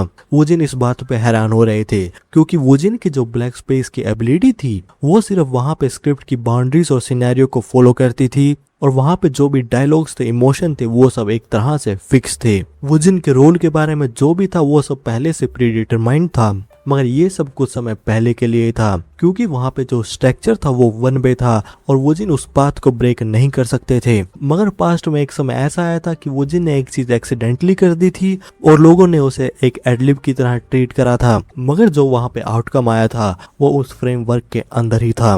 और यही चीज वहां पे रोल सिंथेसिस के साथ भी हो रही थी, क्योंकि वहां पे जो सिनेरियो में था सब कुछ उसी के अंडर हो रहा था, और रोल एक फिक्स मैनर को फॉलो कर रहा था। मगर इस समय जब से वहां पे ग्लास ब्रेक हुआ था, वो फ्रेमवर्क भी ब्रेक हो चुका था। वुजिन उस स्टेट पे पहुंच चुके थे कि वो सब कुछ डायरेक्टली चेंज कर सकते थे, और वहां पे वो डायलॉग, एक्शन, इमोशन, रोल को मेंटेन करते हुए चेंज कर सकते थे। वुजिन भी सोच रहे थे कि क्या ये सब पॉसिबल था, और अगर यही बात थी तो वुजिन के लिए अब से एडलिब भी पॉसिबल हो सकते थे। तो वुजिन ने डिसाइड करा कि वो इस चीज को टेस्ट करेंगे, और उन्होंने डिसाइड करा कि वो ट्राई करेंगे लीच के पार्क पे। वुजिन पार्क के कैरेक्टर में आ चुके थे, और अब वो इस चीज को समझ सकते थे, क्योंकि उस वर्ल्ड में सब कुछ एक सिंगल पाथ पे था, वो अब हट चुका था। वुजिन अब इस वर्ल्ड में कहीं पे भी जा सकते थे, वुजिन इस जगह पे कहीं भी घूम सकते थे, कुछ भी डायलॉग को बोल सकते थे, और ये सब करते हुए वुजिन वहां पे पार्क के इमोशन को मेंटेन कर रहे थे, पार्क की आइडेंटिटी को मेंटेन कर रहे थे। वुजिन ने डिसाइड करा कि वो इस चीज से धीरे धीरे यूज्ड टू होंगे, बजाय कि वो इस चीज पे रश करें, और वो इसे अब से इंटरनली प्रैक्टिस करेंगे जब तक वो इसे मास्टर ना कर लें। और वुजिन ने भी जब वहां पे अनाउंसमेंट को याद करा तो वुजिन समझ गए थे कि उनकी एक्टिंग स्किल इंप्रूव हो चुकी थी, मगर इसका मतलब ये नहीं था कि वुजिन एक मास्टर बन चुके थे जो बिना ब्लैक स्पेस के वहां पे कुछ भी कर सकते थे। मगर एक सच ये था कि वुजिन अपने पास्ट से बेटर हो चुके थे। वुजिन ने डिसाइड करा कि वो इस चीज में बेटर होने वाले थे, और यहाँ पे जो उन्हें मेन एबिलिटी मिली थी वो थी फ्रीडम, और वुजिन इस फ्रीडम से किसी भी सिचुएशन में कुछ भी कर सकते थे। तो वुजिन ने डिसाइड करा कि वो इस एबिलिटी का इस्तेमाल करके अपने कैरेक्टर में मैक्सिमम सिनर्जी को लेके आएंगे। वुजिन को पता था कि उन्हें पहले से एक मॉन्स्टर एक्टर कहा जा रहा था, मगर अब वुजिन को जब लोग देखेंगे तो वो उन्हें और ज्यादा क्रेजी मॉन्स्टर कहने वाले थे। भले ये चीज वुजिन के कॉन्सेप्ट एक्टिंग के बारे में होने वाली थी और या फिर वुजिन के फ्यूचर के बारे में। वुजिन बीएसएस के शूट पे आ गए थे। वुजिन स्क्रिप्ट पढ़ रहे थे और वहां दूसरी तरफ प्रोप्स की तैयारी चल रही थी और सीन को प्रिपेयर करा जा रहा था। वुजिन भी सोच रहे थे कि आइलैंड ऑफ द मिसिंग के रिजल्ट आने ही वाले होंगे, तो वो भी थोड़ा वहां पे नर्वस फील कर रहे थे और सीईओ चोई बाद में वुजिन को आकर रिजल्ट बताने वाले थे। तो वुजिन ने डिसाइड करा कि वो बीएसएस के स्क्रिप्ट पे फोकस करेंगे। और यहाँ एक इम्पोर्टेंट बात ये थी कि वुजिन को ये चीज थोड़ी अजीब लग रही थी। बीएसएस का फिल्म वर्जन अलग तरह से अडेप्ट करा गया था और बिगिनिंग और एंडिंग के लिए वहां पे ओरिजिनल वर्क को फॉलो करा गया था, जिसमें एंडिंग थी कियोशी का रेट्रिब्यूशन। और मैसेज ये डिलीवर करा जाता है, एक पर्सन को अपने एक्शन की रिस्पॉन्सिबिलिटी लेनी होगी और उसका प्राइस पे करना होगा। पहले तो वुजिन ने इस चीज के बारे में ज्यादा नहीं सोचा था, मगर जब वुजिन इसको दोबारा देख रहे थे तो ये चीज वुजिन को बोदर कर रही थी। वुजिन ऐसा नहीं कह रहे थे कि ये चीज गलत थी, मगर ये कियोशी के लिए थोड़ी डिसअपॉइंटिंग एंडिंग लग रही थी, क्योंकि कियोशी के वर्ल्ड में गलत क्या है और क्या गुड और इवल को डिवाइड करना खुद में कुछ मतलब है, और एंड में रिस्पॉन्सिबिलिटी को जज कौन करता है, क्योंकि ना यहाँ पे डायरेक्टर थे, ना ही राइटर और ना ही ऑडियंस और ना ही वुजिन। जवाब था कियोशी। कियोशी यहाँ पे इस चीज को जज करेंगे क्योंकि बीएसएस कियोशी के पर्सपेक्टिव से है, मगर एंड में कियोशी किसी भी साइड पे नहीं गए थे। साथ ही में कियोशी के जो एक्शन थे वो एक स्ट्रेंजर बनने के लिए थे। तो वुजिन सोच रहे थे कि एंड में कियोशी के एक्शन स्ट्रेंजर की तरह ही होना चाहिए, और कियोशी ने वहां पे जो भी होमवर्क करा था वो कियोशी ने खुद पर्सनली हैंडल नहीं करा था। वहां पे कियोशी ने सिर्फ दूसरों को मैनिपुलेट करा था। वुजिन ने भी यहाँ पे जो देखा था, कियोशी इस तरह के इंसान नहीं थे जो ऑडियंस को वहां पे एक मैसेज दें, और क्या कियोशी के रिपेंट करने से कुछ भी चेंज होगा और कॉन्सिक्वेंसेस को एक्सेप्ट करने से। और बात ये थी कि ऐसा नहीं होगा, क्योंकि कियोशी एक तरह से स्टोन थे जो कभी भी चेंज नहीं होंगे। कियोशी के लिए वहां पे कुछ भी गलत नहीं था और ना ही कोई रिग्रेट था, रिवेंज कोई इमोशन नहीं था। कियोशी वहां पे सिर्फ ओरिजिनल स्टेट को रिस्टोर करना चाहते थे, इसलिए कियोशी ने वहां पे खुद का एंड तो प्लान करा ही होगा। तो वुजिन भी सोच रहे थे कि अगर कियोशी की यहाँ डेथ भी होती है तो कियोशी ये नहीं सोचेंगे कि यहाँ कियोशी की गलती थी, और अगर यही बात थी तो एंडिंग को यहाँ पे चेंज करना चाहिए था। मगर वुजिन सोच रहे थे कि क्या वो इस चीज को कह भी सकते थे। तभी वहां पे डायरेक्टर क्योतारो आए और उन्होंने वुजिन को बताया कि स्टैंड बाय शुरू होने वाला था। डायरेक्टर क्योतारो ने वुजिन को बताया कि वो सीन को ब्रीफ करना चाहते थे और वहां पे एक सीन चेंज हो रहा था। वुजिन ने सीन के बारे में पूछा। डायरेक्टर क्योतारो ने बताया ये था कियोशी और डिटेक्टिव का पहला मीटिंग का सीन, तो वो उसमें थोड़ा चेंज करना चाहते थे और वो सोच रहे थे कि इस सीन को दो अलग तरह से शूट करा जाएगा, एक ऐसा ही जो स्टोरी बोर्ड में था और दूसरा वहां पे डायलॉग नहीं होंगे और एक्टर वहां कुछ भी कर सकते थे। डायरेक्टर क्योतारो चाहते थे कि वहां वुजिन और दूसरे एक्टर उस सीन को किसी भी तरह एक्सप्रेस कर सकते थे, और वुजिन से पूछा कि वो क्या सोच रहे थे, क्योंकि उन्होंने इस चीज को पहले से डायरेक्टर अकारी और स्टाफ से डिस्कस कर लिया था। वुजिन ने जब ये बात सुनी तो उन्होंने देखा कि यहाँ पे एडलिप करे जा रहे थे, तो इसका मतलब ये था कि वुजिन फ्रीडम ऑफ द रोल का इस्तेमाल कर सकते थे। वुजिन ने कहा कि ये चीज उनके लिए डिफिकल्ट नहीं होगी। डायरेक्टर क्योतारो रिलीफ में आ गए थे और वुजिन को बताया कि ये बीएसएस का आखिरी सीन होने वाला था और फिल्मिंग डे पे वहां पे कुछ गेस्ट भी आ सकते थे। ऑफ कोर्स वहां पे राइटर अकारी भी होंगी, मगर वहां पे फिल्म स्टूडियो के एग्जीक्यूटिव और शायद चेयरमैन भी आ सकते थे। वुजिन ने अपना कॉन्सेप्ट फॉलो करते हुए आंसर दिया और वो सोच रहे थे कि राइटर भी यही थी तो वो वहां पे इस चीज को पूछ सकते थे। तो वुजिन ने डिसाइड करा कि वो इस चीज को ऐसे आइडिया थ्रो करेंगे और अगर ये वर्क नहीं होता तो वुजिन इस चीज पर ज्यादा ध्यान नहीं देंगे। वुजिन ने डायरेक्टर और राइटर से कहा कि एंड में कियोशी की चॉइस एवरीडे लाइफ की होगी और वो एक ट्रू स्ट्रेंजर बन जाएगा, और वो इसलिए होगा क्योंकि कियोशी मिसाकी को दिखाना चाहते हैं कि वो एक स्ट्रेंजर की तरह ठीक थे। साथ ही में कियोशी को किसी की जरूरत होगी जो उनका होमवर्क चेक करे, और वो सोच रहे थे कि ये रोल मिसाकी का होना चाहिए। वुजिन ने ऑनेस्टली बताया कि रेट्रिब्यूशन जस्टिस कियोशी को सूट नहीं करा है, बजाय कि सूट ये करेगा कि वुजिन वहाँ पे अच्छी तरह खा रहे हैं और लिव कर रहे हैं और वहाँ पे एक्ट कैसे कर रहे हैं कि कुछ भी चेंज नहीं हुआ है। इस चीज से डायरेक्टर क्योतारो और राइटर अकारी थोड़ा हैरान हो गए थे। वुजिन सोच रहे थे कि क्या ये चीज वर्कआउट हुई थी, और अगर यहाँ पे एंडिंग वुजिन के कहने पे चेंज होती है तो स्क्रिप्ट में भी चेंज होगा, जिसकी वजह से ग्रेड भी चेंज हो सकता था। और सबसे बुरा केस ये होगा कि वहाँ पे ग्रेड बी तक गिर सकता था। मगर भले ही यहाँ पे ग्रेड गिरे, मगर वुजिन को ऐसा लग रहा था कि उन्होंने क्योशी को किसी तरह से प्रोटेक्ट करा था। वुजिन ने कहा कि क्योंकि वहाँ पे ओरिजिनल से डिफरेंट एंडिंग थी तो यहाँ पे फैन से बैकलैश आ सकता था, मगर उन्हें ऐसा लग रहा था कि वो इस चीज से क्योशी को फॉल अपार्ट होने से बचा सकते हैं, तो इसीलिए उन्होंने ये बात कही थी। डायरेक्टर क्या तो समझ सकते थे कि वुजिन का कहने का मतलब क्या था, और उन्हें भी पता था कि हार्डकोर फैन से यहाँ पे बैकलैश आ सकता था। साथ ही में ये एक ऐसी चॉइस थी जो एक क्लीशे रेट्रिब्यूशन जस्टिस को ब्रेक कर रही थी, तो पब्लिक और इंडस्ट्री इस चीज को आसानी से एक्सेप्ट नहीं करेगी। मगर बीएसएस खुद एक इस तरह का वर्क था, और जापानीज मार्केट के एक्टर कैपिटल डायरेक्टर के ट्रेंड भी सभी कार्ड्स वुजिन का कार्ड इस्तेमाल करने से ओवरटर्न हो गए थे, और एक कोरियन एक्टर राइटर अकारी के वर्क में सेंटर में आ गया था और वहां पे चीजों को ट्विस्ट कर रहा था। डायरेक्टर क्योतारो सोच रहे थे कि अगर वो इस चीज को करेंगे भी तो वो इस चीज को एंड तक सही से करेंगे, और वुजिन के सजेशन से क्योशी का रोल और ज्यादा शाइन होगा। डायरेक्टर क्योतारो ने वुजिन से कहा कि वो एक मोमेंट लेना चाहते थे, और राइटर अकारी से उन्हें फॉलो करने के लिए कहा। राइटर अकारी भी सोच रही थी कि क्योशी ऐसे एक्टर है जो स्टार्टिंग और एंड से एक आउटसाइडर ही है, और जब उन्होंने अपना होमवर्क फिनिश कर लिया हो तो वो अपनी डेली लाइफ में वापस चले जाएंगे, क्योंकि क्योशी ने किसी के साथ भी कोई रिलेशनशिप एस्टेब्लिश नहीं करा था और सभी से स्टार्टिंग से कट ऑफ थे। मगर क्या होगा कि अभी भी मिसाकी अलाइव होगी। अगर वो कनेक्शन वहाँ टूटा नहीं होता तो वो दोनों साथ में बड़े होते और चीजें वहाँ पे अलग होती। मगर मिसाकी वहाँ से चली गई थी और क्योशी एक कंप्लीट आउटसाइडर बन चुके थे, और शायद ऐसा भी हो सकता था कि क्योशी पहले से और ज्यादा डार्कर हो चुके थे, तो वहाँ पे रिवेंज जो कि क्योशी के लिए होमवर्क था उसका कुछ भी मतलब नहीं था। शायद ये भी हो सकता था कि क्योशी वहाँ पे जीना चाहते थे, तो उन्होंने अपनी लाइफ का मीनिंग होमवर्क से चेंज कर लिया था और इन सब चीजों को इंडोर करा था, और इन चीजों से फर्क नहीं पड़ रहा था कि लोगों को ये चीज सेल्फिश लग रही थी और क्योशी के मेथड गलत लग रहे थे, क्योंकि क्योशी की लाइफ पहले से जा चुकी थी। इसीलिए क्योशी ने स्टार्टिंग पॉइंट पे सरवाइव करने के लिए बजाय कि क्योशी ने वहाँ पे स्ट्रगल करा हो, डेस्परेटली स्ट्रगल करा हो, मगर क्योशी ने वहाँ पे इस चीज को करना चाहिए कामली कैरी आउट करा था, और क्योशी के लिए यही रिवेंज था। और ऐसी एंडिंग के बाद क्योशी अपनी एवरीडे लाइफ में वापस चले जाने चाहिए और वो वहाँ पे एक स्ट्रेंजर बन जाने चाहिए जो वो वहाँ पे स्टार्टिंग पॉइंट में ही थे।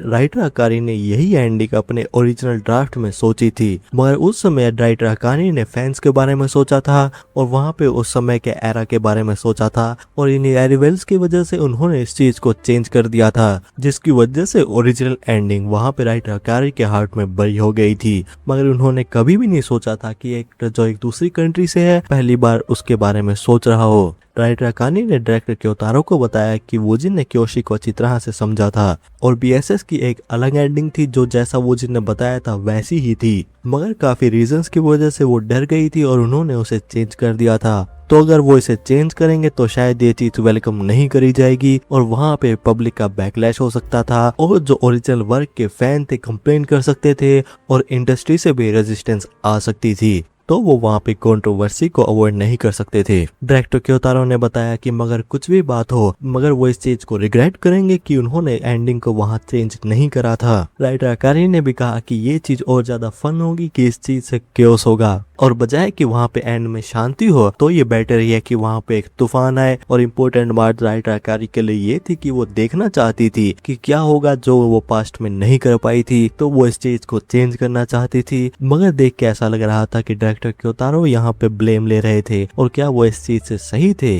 और वो प्रेस कॉन्फ्रेंस में राइटर अकारी का स्टैंस बता सकते थे। डायरेक्टर क्योतारो ने बताया कि वो राइटर पे कोई भी हार्म नहीं लाना चाहते थे, और वहाँ उनके बजाय वुजिन ने भी रोल को एक्ट करा था तो वो इस चीज को शेयर कर ही देंगे। राइटर अकारी ने पूछा कि क्या वुजिन इस चीज को हैंडल कर पाएंगे। डायरेक्टर क्योतारो ने बताया कि अगर वो वुजिन की बात कर रही थी तो वुजिन ठीक ही होंगे, क्योंकि वुजिन एक ऐसे मॉन्स्टर है जो वर्ल्ड से तो बिल्कुल भी कॉम्प्रोमाइज नहीं करते हैं। कुछ समय बाद डायरेक्टर क्योतारो ने वुजिन और एक्टर को बताया कि वो बीएसएस की एंडिंग को रिवाइज कर रहे हैं और वहाँ पे क्योशी की एंडिंग के बजाय सब कुछ सेम होने वाला है। और डिटेक्टिव के सीन में भी कुछ भी ज्यादा चेंज नहीं है, मगर क्योंकि क्योशी का सीन चेंज हो रहा है तो वहाँ पे वो इमोशनल फ्लो को ध्यान में रखे। डायरेक्टर क्योतारो ने बताया कि वो वहाँ पे रिवाइज स्टोरी बोर्ड को दोनों को एंड ऑफ द डे तक दे देंगे, तो वो चाहते थे कि वो पहले साइड स्क्रिप्ट के कंटेंट को पढ़ लें। वो जिन भी देख रहे थे कि वो इसे सच में चेंज कर रहे थे और क्योशी ऐसा ही होना चाहिए ताकि वो और ज्यादा इम्पैक्ट दे सके।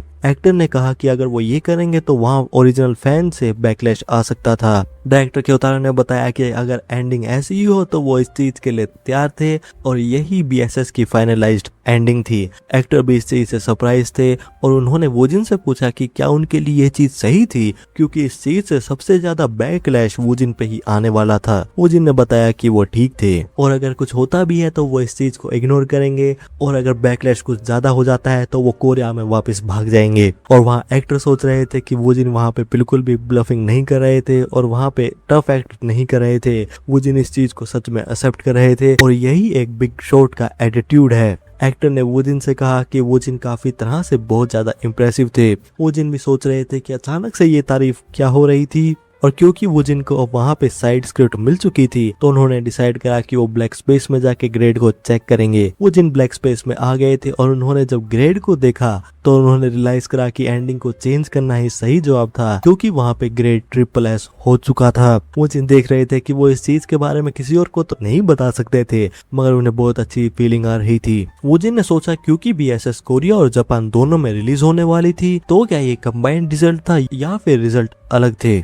वोजिन भी देख रहे थे कि इतना सोचने के बाद वो अभी भी ब्लैक स्पेस को अच्छी तरह से समझ नहीं पाए थे, मगर उन्होंने सोचा कि सब कुछ ठीक ही होगा और वो ब्लैक स्पेस से वापस आ गए थे। क्योंकि अब बीएसएस का इशू रिजोल्व हो गया था तो वोजिन थोड़ा रिलैक्स फील कर सकते थे। तभी सीओ चोई वोजिन के पास आए और उनसे कहा कि वो उन्हें कुछ अर्जेंट चीजें बताना चाहते थे। वोजिन ने देखा कि फाइनली टाइम आ गया था और यहाँ सबसे पहले था कारा का एक डोमेस्टिक आर्टिकल, जिसमें ये था कि कारा जिन्होंने कोरिया को विजिट करा था वो एक कोरियन एक्टर के साथ उनकी अगली एल्बम में काम करने वाली थी। तो मौका देखते हुए सीओ चोई ने भी वहाँ पे एक आर्टिकल रिलीज कर दिया था और वो ये था कि वो जिन कारा के साथ उनकी एल्बम में काम करने वाले थे। और वहाँ पे दूसरा ये था जिसको लेके वोजिन बहुत ज्यादा क्यूरियस थे और वो थे आइलैंड ऑफ द मिसिंग के रिजल्ट। वोजिन भी यहाँ फोकस में आ गए थे। सीईओ चोई ने बताया कि डे 6 पे वहाँ पे टोटल व्यूअर्स थे 5 मिलियन और वहाँ रोज के 1 मिलियन व्यूअर्स आ रहे थे। तो वो कह सकते थे कि island of the missing Korean history को रीराइट कर रही थी और अगर ऐसा ही चलता रहा तो वोजिन वहाँ पे 10 मिलियन व्यूअर एक्टर बनने वाले थे। बोनस कट यह है कि र्यूमिन ने बीडब्ल्यू एंटरटेनमेंट को ज्वाइन कर लिया है। तो वहाँ पे आर्टिकल ये निकल रहे हैं कि बीडब्ल्यू एंटरटेनमेंट का मोमेंटम बहुत ज्यादा खतरनाक चल रहा है। बीएसएस की शूटिंग का दिन आ गया था, सभी लोग शूटिंग के सीन की प्रिपरेशन कर रहे थे। स्टाफ बात कर रहे थे कि उन्होंने सुना था कि एंडिंग यहाँ पे चेंज होने वाली थी और यहाँ पे इस चीज से बहुत बड़ा बैकलैश भी आ सकता था। मेंबर ने बताया कि वो लकी होंगे कि सिर्फ इतना ही होगा, क्योंकि ऐसा करने पे वहाँ पे ओरिजिनल फैन भी उनकी तरफ अटैक कर सकते थे। मगर वो बात कर रहे थे कि वो जिन इतने ज्यादा शांत कैसे लग रहे थे और वो हमेशा ऐसा ही रहते हैं, तो ये चीज थोड़ी फैसिनेटिंग थी। यहाँ वो जिन दूसरी तरफ सोच रहे थे कि उन्हें पता था कि फिनिश लाइन पे आने पे एंडिंग चेंज करना बहुत ज्यादा रेयर था, मगर यहाँ पे रिएक्शन बहुत ज्यादा इंटेंस आ रहे थे। मगर क्योंकि वो जिन नई एंडिंग से सेटिस्फाइड थे तो उन्होंने डिसाइड करा कि वो फिल्मिंग पे फोकस करेंगे और जो सीन वहाँ पे शूट होने वाला था वहाँ पे इत्सुमा की डेथ के साथ क्योशी का होमवर्क खत्म होने वाला था और ये थी क्योशी की फाइनल डेस्टिनेशन। और एक बात ये भी थी कि इस बार भी क्योशी खुद अपने हाथों से डायरेक्टली कुछ भी नहीं करने वाले थे, क्योंकि इत्सुमा ने अपनी लाइफ खुद ली थी और क्योशी ने इत्सुमा को उस पॉइंट पे पुश करा था। क्योशी ने इत्सुमा को मैनिपुलेट करा था, क्योंकि पहले उन्होंने होरी को टेक डाउन करा था, बाद में साकी को, और धीरे धीरे करके एविडेंस को गैदर करा था। और अगर वो एविडेंस पुलिस के पास जाता तो इत्सुमा वहाँ पे एक मर्डरर बन जाते। जिन चीजों से क्योशी ने इत्सुमा को 3 दिन दिए थे और मौका दिया था कि वो पुलिस के पास जाके सब कुछ सच बोल दें। क्योशी ने इससे इत्सुमा को प्रेशर करा था और धमकी दी थी कि अगर वो ऐसा नहीं करेंगे तो क्योशी खुद वहाँ पे पुलिस के पास सब कुछ एविडेंस दे देंगे। इत्सुमा इस डर में थे कि उन्होंने जो कुछ बनाया था वो सब कुछ लूज हो जाएगा। तो इत्सुमा ने वहाँ पे अपने आप को सरेंडर करने की बजाय दूसरी चॉइस करी थी और वो ये थी कि इत्सुमा ने अपनी बिल्डिंग के रूफटॉप पे जाके कुछ पिल्स को ले लिया था और वो खुद की कंपनी के साथ एक हो गए थे। डायरेक्टर क्योतारो ने वो जिनको स्टैंड बाय पे होने के लिए कहा। लोग बात कर रहे थे कि ये सीन भी वही था जिस सीन में क्योशी पहली बार एक्सप्रेशन दिखाने वाले थे और ये परफॉर्मेंस इजी तो नहीं होने वाली थी, तो वो सोच रहे थे कि वो जिन इस चीज को कैसे प्ले आउट करेंगे। डायरेक्टर क्योतारो को भी पता था कि ये सीन इम्पोर्टेंट था, क्योंकि इस सीन में वुजिन को वहाँ पे इम्पैक्ट देना होगा, जिसकी वजह से एंडिंग और ज्यादा एम्पलीफाइड हो जाएगी, जिस वजह से ये सीन सबसे ज्यादा मुश्किल सीन होने वाला था। मगर डायरेक्टर क्योतारो वुजिन को कोई भी डायरेक्शन नहीं देने वाले थे, क्योंकि उन्हें पता था कि वुजिन ऐसे एक्टर हैं जो अपनी इमेजिनेशन से सीन को बनाने वाले थे। डायरेक्टर क्योतारो वहाँ पे एक्शन कहने ही वाले थे, तभी वुजिन को याद आया कि ये ऐसा ही था कि वो पहली बार एक्टिंग कर रहे थे और वो पहली बार इस तरह की एक्टिंग रियल लाइफ में दिखा रहे थे। मगर फिर भी वुजिन को वहाँ पे कंपोज्ड रहना होगा। वुजिन भले ही वहाँ पे थोड़े नर्वस थे, मगर वो इस चीज को दबा रहे थे और उसी समय वो अपने अंदर से क्योशी को बाहर लेके आ रहे थे। डायरेक्टर क्योतारो ने एक्शन कह दिया था और वहाँ सीन शुरू हो गया था, जिसमें क्योशी वहाँ पे इत्सुमा की बॉडी के आगे खड़े हो गए थे। क्योशी सोच रहे थे कि क्या वो स्टार्टिंग पे आ गए थे और सब कुछ खत्म हो गया था। क्योशी ने वहाँ पे रिकॉर्डर को ड्रॉप करा और सोचा कि ये सब क्या हो रहा था, क्योंकि यहाँ पे उन्हें थोड़ी अजीब फीलिंग आ रही थी। क्योशी सोच रहे थे कि ये क्या था और वो इस चीज को वर्ड में एक्सप्रेस नहीं कर सकते थे और ये बहुत ज्यादा स्ट्रेंज फीलिंग थी। क्योशी ने वहाँ पे एक पेपर लिया और ऊपर देखा और वो सोच रहे थे कि क्या मिसाकी उन्हें देख रही होगी। क्योशी ने वहाँ पे पेपर को सोलो कर लिया था और कहा कि ये सब बहुत ज्यादा बोरिंग था और क्या पेपर को सोलो करना कुछ ज्यादा था। क्योशी सोच रहे थे कि क्या वो वहाँ से चले जाएं, लेकिन तभी वो वापस मुड़े और उन्होंने उत्सुमा को देखा। क्योशी देख रहे थे कि ये सब बहुत ज्यादा अजीब था, क्योंकि वो उस जगह से नहीं जा सकते थे और ये सब कुछ खत्म हो गया था और वहाँ पे कोई भी एलिमिनेट करने के लिए नहीं बचा था और ये उनके होमवर्क की फाइनल डेस्टिनेशन थी। तो क्योशी के लिए उनकी एग्जिस्टेंस यहाँ पे खत्म हो रही थी। क्योशी ने सोचा कि क्या ये सच में एंड था, और ये बात सोचते हुए क्योशी वहाँ पे ब्रेक डाउन होने लगे, क्योंकि क्योशी यहाँ पे बहुत ज्यादा डरे हुए थे, क्योंकि यहाँ तक आने के लिए क्योशी एक स्ट्रेंजर की तरह ही थे और वो सोच रहे थे कि अब वो क्या करें और अगर वो इस जगह से जाते भी हैं तो वो कहाँ जाएंगे। क्योशी वहाँ पे जमीन पे गिर गए थे और बहुत बुरी तरह से रो रहे थे।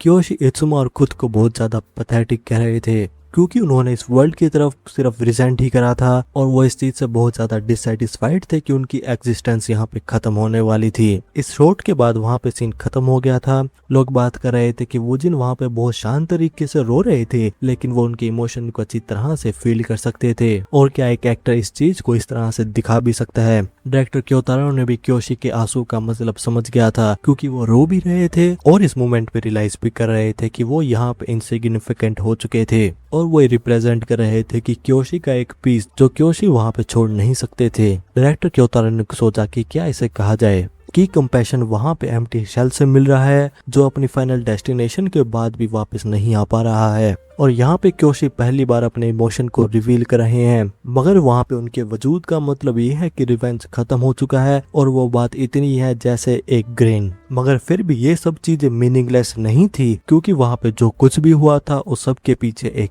कारण था और क्योशी ने वहाँ पे एक चीज अचीव करी थी, वो थी ट्रू इमोशनल ग्रोथ और वो थी होप की शुरुआत, एक ऐसा क्लू जो उनको नई लाइफ में लेके आएगा और वो प्रिपरेशन थी जिसकी वजह से वो एक ऑर्डिनरी लाइफ को कंटिन्यू करेगा। डायरेक्टर क्योतारो भी देख रहे थे कि वुजिन वहाँ पे बीएसएस की एंडिंग में लाइफ डाल रहे थे और ऑडियंस भी इस सीन के बाद जब एंडिंग को देखेगी सिर्फ तभी वो क्योशी की आखिरी झलक को देख पाएंगी, क्योंकि वहाँ पे शुरुआत होगी एक नए स्ट्रेंजर की जो वहाँ पे ऑर्डिनरी लोगों के बीच में ब्लेंड करेगा। डायरेक्टर क्योतारो ने वहाँ पे कट कह दिया था और सीन खत्म हो गया था। लोगों को लग रहा था कि वुजिन वहाँ पे अपने आप को कलेक्ट कर रहे थे, क्योंकि उन्होंने सब कुछ अपनी एक्टिंग में डाल दिया था और अगर वो उन्हें इंटरफेयर करेंगे तो वो उनके इमोशंस को और ज्यादा हाईलाइट भी कर सकते हैं। और दूसरी तरफ तो वुजिन वहाँ पे जमीन पे लेटे हुए थे, वो अपने मुंह को साफ कर रहे थे और देख रहे थे कि वो बहुत ज्यादा बुरी तरह से रोए थे और वो सब कुछ वहाँ पे साफ कर रहे थे, क्योंकि उन्हें अपने कॉन्सेप्ट को फॉलो तो करना ही होगा और वो सोच रहे थे कि क्या वो ज्यादा समय से ऐसे ही थे और क्या होगा कि इस चीज को नोटिस कर लिया होगा। वुजिन ने डिसाइड करा कि वो वहाँ पे कॉन्फिडेंट ही एक्ट करेंगे। तभी इत्सुमा वुजिन के पास आए और बताया कि वो बहुत ज्यादा मूव हो गए थे और वुजिन से कहा कि वो अपना टाइम ले सकते थे और अपने आप को कलेक्ट कर सकते थे, क्योंकि उन्हें अपने आप को पुश करने की जरूरत नहीं थी। वुजिन भी सोच रहे थे कि ये बंदा यहाँ पे क्या कह रहा था और अचानक से मूव होने का मतलब क्या था और अपने आप को कलेक्ट करने का मतलब क्या था और आखिर इन सब बातों का मतलब क्या हो रहा था। वुजिन यहाँ पे समझ गए थे कि क्या उनके लिए फिर से एक और मिसअंडरस्टैंडिंग शुरू हो गई थी और वहाँ पे सीईओ चोई भी बहुत ज्यादा खतरनाक रिएक्शन निकाल रहे थे। मगर वो देख रहे थे कि एंड में सब कुछ उनके फेवर में ही हो रहा था। डायरेक्टर क्योतारो और सीईओ चोई भी वूजिन की तरफ आ रहे थे। सीईओ चोई ने वूजिन से पूछा कि क्या वो ठीक थे, क्योंकि उन्होंने पहली बार इस तरह की एक्टिंग करी थी, तो वो चिंता में थे कि क्या वूजिन अपने आप को कंट्रोल कर पाएंगे। मगर वूजिन के लिए भी इस तरह की एक्टिंग करना आसान तो नहीं होगा। वूजिन भी सोच रहे थे कि उन्होंने सिर्फ अपना मुंह ही साफ करा था, तो इसका मतलब क्या था, मगर वो ये चीज नहीं कह सकते थे। तो उन्होंने बताया कि रिकवर करना आसान था, मगर वहाँ पे इम्पोर्टेंट चीज थी मेमोरी, जिस वजह से वो इसे फ्यूचर में किसी और चीज से कंबाइन करके फिर से यूज कर सकते हैं। सीईओ चोई ने भी कहा कि वूजिन एक कंप्लीट ल्यूनेटिक हैं और उन्होंने जो अभी सीन दिया था बहुत ज्यादा परफेक्ट था, और यहाँ पे कोई और एक्टर होता तो उसके लिए इस सीन को करना बहुत ज्यादा मुश्किल होता। डायरेक्टर क्योतारो ने भी कहा कि ये जो कट हुआ था बहुत ज्यादा परफेक्ट था और इसको रीशूट करने की भी जरूरत नहीं थी। डायरेक्टर क्योतारो को पता था कि कभी कभार एक डायरेक्टर एक एक्टर से झूठ बोलता है, भले ही वहाँ पे एक्टिंग की कमी हो या फिर बहुत ज्यादा हो या फिर ठीक ठाक ना हो, मगर डायरेक्टर वहाँ पे ओके साइन देता है ताकि एक्टर को वहाँ पे लगे कि वो ठीक है। मगर वूजिन ने जो वहाँ पे एक्टिंग दिखाई थी वो इन सब कैटेगरी से बाहर थी, तो डायरेक्टर क्योतारो उसे एनजी और ओके से तो जज नहीं कर सकते थे, और इस पॉइंट पे उन्हें वहाँ पे जजमेंट के मीनिंग को भी खुद ब्रेक डाउन करना होगा। डायरेक्टर क्योतारो ने बताया कि जब ऑडियंस इस सीन को देखेगी तो ऑडियंस का रिएक्शन बीएसएस की एंडिंग से एक्सप्लोड होने वाला था, और बताया कि वो नेक्स्ट शूट के लिए बहुत ज्यादा एक्साइटेड थे। वूजिन ने कहा कि वो बात समझ गए थे, मगर वो भी देख सकते थे डायरेक्टर क्योतारो बहुत ज्यादा जोश में थे और वहाँ पे उनका आखिरी शॉट लास्ट शूट होने वाला था, तो ये बात सेंस भी बना रही थी। अगले सीन में क्योशी और डिटेक्टिव फेस टू फेस मिलने वाले थे, और ये थी बीएसएस की चेंज्ड एंडिंग। स्टोरी के एंड में कल्प्रिट और विक्टिम एक दूसरे को मार देते हैं। डिटेक्टिव कुछ समय बाद एक स्ट्रेंजर की एक्सिस्टेंस को नोटिस करते हैं और वो उसके बाद क्योशी के घर पे चले जाते हैं। वहाँ पे जाने के बाद डिटेक्टिव क्योशी से पूछते हैं कि क्या उन्हें मिसाकी याद थी, मगर क्योशी प्रिटेंड करते हैं कि वो मिसाकी को नहीं जानते थे और पूछते हैं कि ये कौन थे और पहली बार वो मिसाकी का नाम सुन रहे हैं। यहाँ तक जो स्टोरी थी वो ओरिजिनल स्टोरी बोर्ड जैसी ही थी, मगर उस पॉइंट के बाद से दोनों एक्टर से कहा गया था कि वो वहाँ पे फ्रीली शूट कर सकते थे, तो वूजिन भी सोच रहे थे कि वो इस सीन में यहाँ पे क्या करें, क्योंकि वो वहाँ पे फ्रीडम ऑफ रोल को इस्तेमाल करने वाले थे, मगर वो क्योशी की फाउंडेशन को तो इग्नोर नहीं कर सकते हैं। तो कुछ भी बात हो तो यहाँ पे एक ही जवाब था, वो था रोल सिंथेसिस, जिसके बाद वो फ्रीडम ऑफ रोल को अनलॉक करेंगे। वूजिन एक ऐसे रोल को सिंथेसाइज करने के लिए ढूंढ रहे थे जो कि क्योशी को रिसेंबल करे, मगर वो वहाँ पे बिल्कुल एक अलग डायरेक्शन में भी जा सके, और ये अच्छा होगा कि ऐसा कैरेक्टर जो वहाँ पे एक ट्विस्ट को भी क्रिएट करे। वूजिन ने वहाँ पे कुछ देर सोचा और उन्होंने फाइनली एक रोल को सिलेक्ट कर लिया था। बीएसएस की फाइनल शूटिंग का दिन आ गया था। डायरेक्टर क्योतारो ने सीन शुरू करने के लिए एक्शन कह दिया था। डिटेक्टिव ने वहाँ क्योशी के घर पे नॉक करा, लेकिन तभी वहाँ जोर से गेट खुला और डिटेक्टिव के सर पे लगा। क्योशी ने पूछा कि वो कौन थे। सीन कंटिन्यू हो रहा था और मेंबर बात कर रहे थे कि फाइनली शूटिंग का दिन आ गया था। एक मेंबर ने बताया था कि उन्होंने सुना था कि वहाँ पे बाकी एक्टर और डिस्ट्रीब्यूशन कंपनी से भी लोग आने वाले थे, और एक बात कंफर्म नहीं थी, मगर वहाँ पे चेयरमैन योशिमुरा भी आ सकते थे। मेंबर भी सरप्राइज हुए कि वहाँ पे चेयरमैन योशिमुरा खुद आ सकते थे, लेकिन तभी एक मेंबर ने पॉइंट करा क्योंकि यहाँ पे चेयरमैन योशिमुरा खुद आ गए थे। बाकी सब लोग भी चेयरमैन योशिमुरा की एंट्री से सरप्राइज हो रहे थे। स्टाफ मेंबर चेयरमैन को गाइड कर रही थी और वहाँ पे सीन कंटिन्यू हो रहा था। डिटेक्टिव ने क्योशी से उनकी आइडेंटिटी कंफर्म करी। क्योशी ने डिटेक्टिव से पूछा कि उन्हें उनका नाम कैसे पता था और क्या वो उन्हें ढूंढते हुए आए थे। डिटेक्टिव ने ये बात कंफर्म करी और पूछा कि क्या उन्हें मिसाकी याद थी। क्योशी ने कहा कि वो कौन था, क्योंकि वो मिसाकी का नाम पहली बार सुन रहे थे। इसी लाइन के साथ डायरेक्टर क्योतारो ने वहाँ पे कट कह दिया था और बताया कि वो वहाँ पे स्टोरी बोर्ड के शॉट को कंटिन्यू करेंगे, जिसके बाद जैसा डिस्कस हुआ था वो अपने सीन को कैसे भी इम्प्रोवाइज कर सकते थे। दोनों एक्टर वहाँ सीन को समझ गए थे। लोग बात कर रहे थे कि सीन शुरू तो हो गया था, लेकिन वहाँ पे जो परफॉर्मेंस हुई थी वो बुरी नहीं थी, तो ये चीज कंटिन्यू क्यों हो रही थी। तभी चेयरमैन ने राइटर को बुलाया और कहा कि क्योशी दिखने में थोड़ा अनयूजुअल लग रहे थे और वो ओरिजिनली ऐसे कैरेक्टर तो नहीं थे। राइटर ने इस बात से एग्री करा और बताया कि स्टोरी बोर्ड में क्योशी को पता था कि डिटेक्टिव वहां आने वाले थे, तो वो इसीलिए ऐसे एक्ट कर रहे थे ताकि वो कंफ्यूजन को क्रिएट कर सके। क्योशी को पता था कि डिटेक्टिव बहुत ज्यादा शार्प है और इस सीन में वहाँ पे ओरिजिनल वर्क को भी दिखाया जा रहा है, मगर डायरेक्टर वहाँ पे इस चीज को एक स्टेप आगे ले जाना चाहते हैं और इस चीज में और ज्यादा डिटेल एडेप्टेशन को दिखाना चाहते हैं। चेयरमैन ने पूछा क्या इसका मतलब ये था कि सीन चेंज हो गया था, क्योंकि उन्होंने सुना था कि एक्टर वहाँ पे फ्रीली इम्प्रोवाइज भी करने वाले थे। राइटर ने बताया कि वो भी वहाँ पे यही देखने आई थी। चेयरमैन देख रहे थे कि यहाँ पे बहुत ज्यादा रेयर चीज हो रही थी और वो सेंस कर सकते थे कि सेट की टेंशन बढ़ती जा रही थी। एक्टर ने वूजिन को बुलाया और बताया कि वो वहाँ पे बेसिक डायलॉग्स को रखेंगे और बाकी के लिए वो बिना किसी कोऑर्डिनेशन के लिए कुछ भी कर सकते थे। वुजिन भी ये बात समझ गए थे और इसका मतलब ये था कि वहाँ पे इस चीज की एडवांस में कोई भी रिहर्सल नहीं होने वाली थी और ये चीज वुजिन के लिए भी कंफर्टेबल थी। सीन दोबारा प्ले होने वाला था और दोनों एक्टर वहां पे स्टैंड बाय पे आ गए थे। वुजिन ने डिसाइड करा कि वो क्योशी को किसी और कैरेक्टर के साथ सिंथेसाइज करेंगे और साथ ही में वहां पे वो अनलॉक करेंगे freedom of the role. Director Kyotaro ने वहां पे एक्शन कह दिया था और डिटेक्टिव वहां पे डोर पे नॉक कर रहे थे। एक्टर सोच रहे थे कि यहाँ पे शांति थी मगर ओरिजिनल सिनेरियो के अकॉर्डिंग वहां पे डोर को अब तक ओपन हो जाना चाहिए था।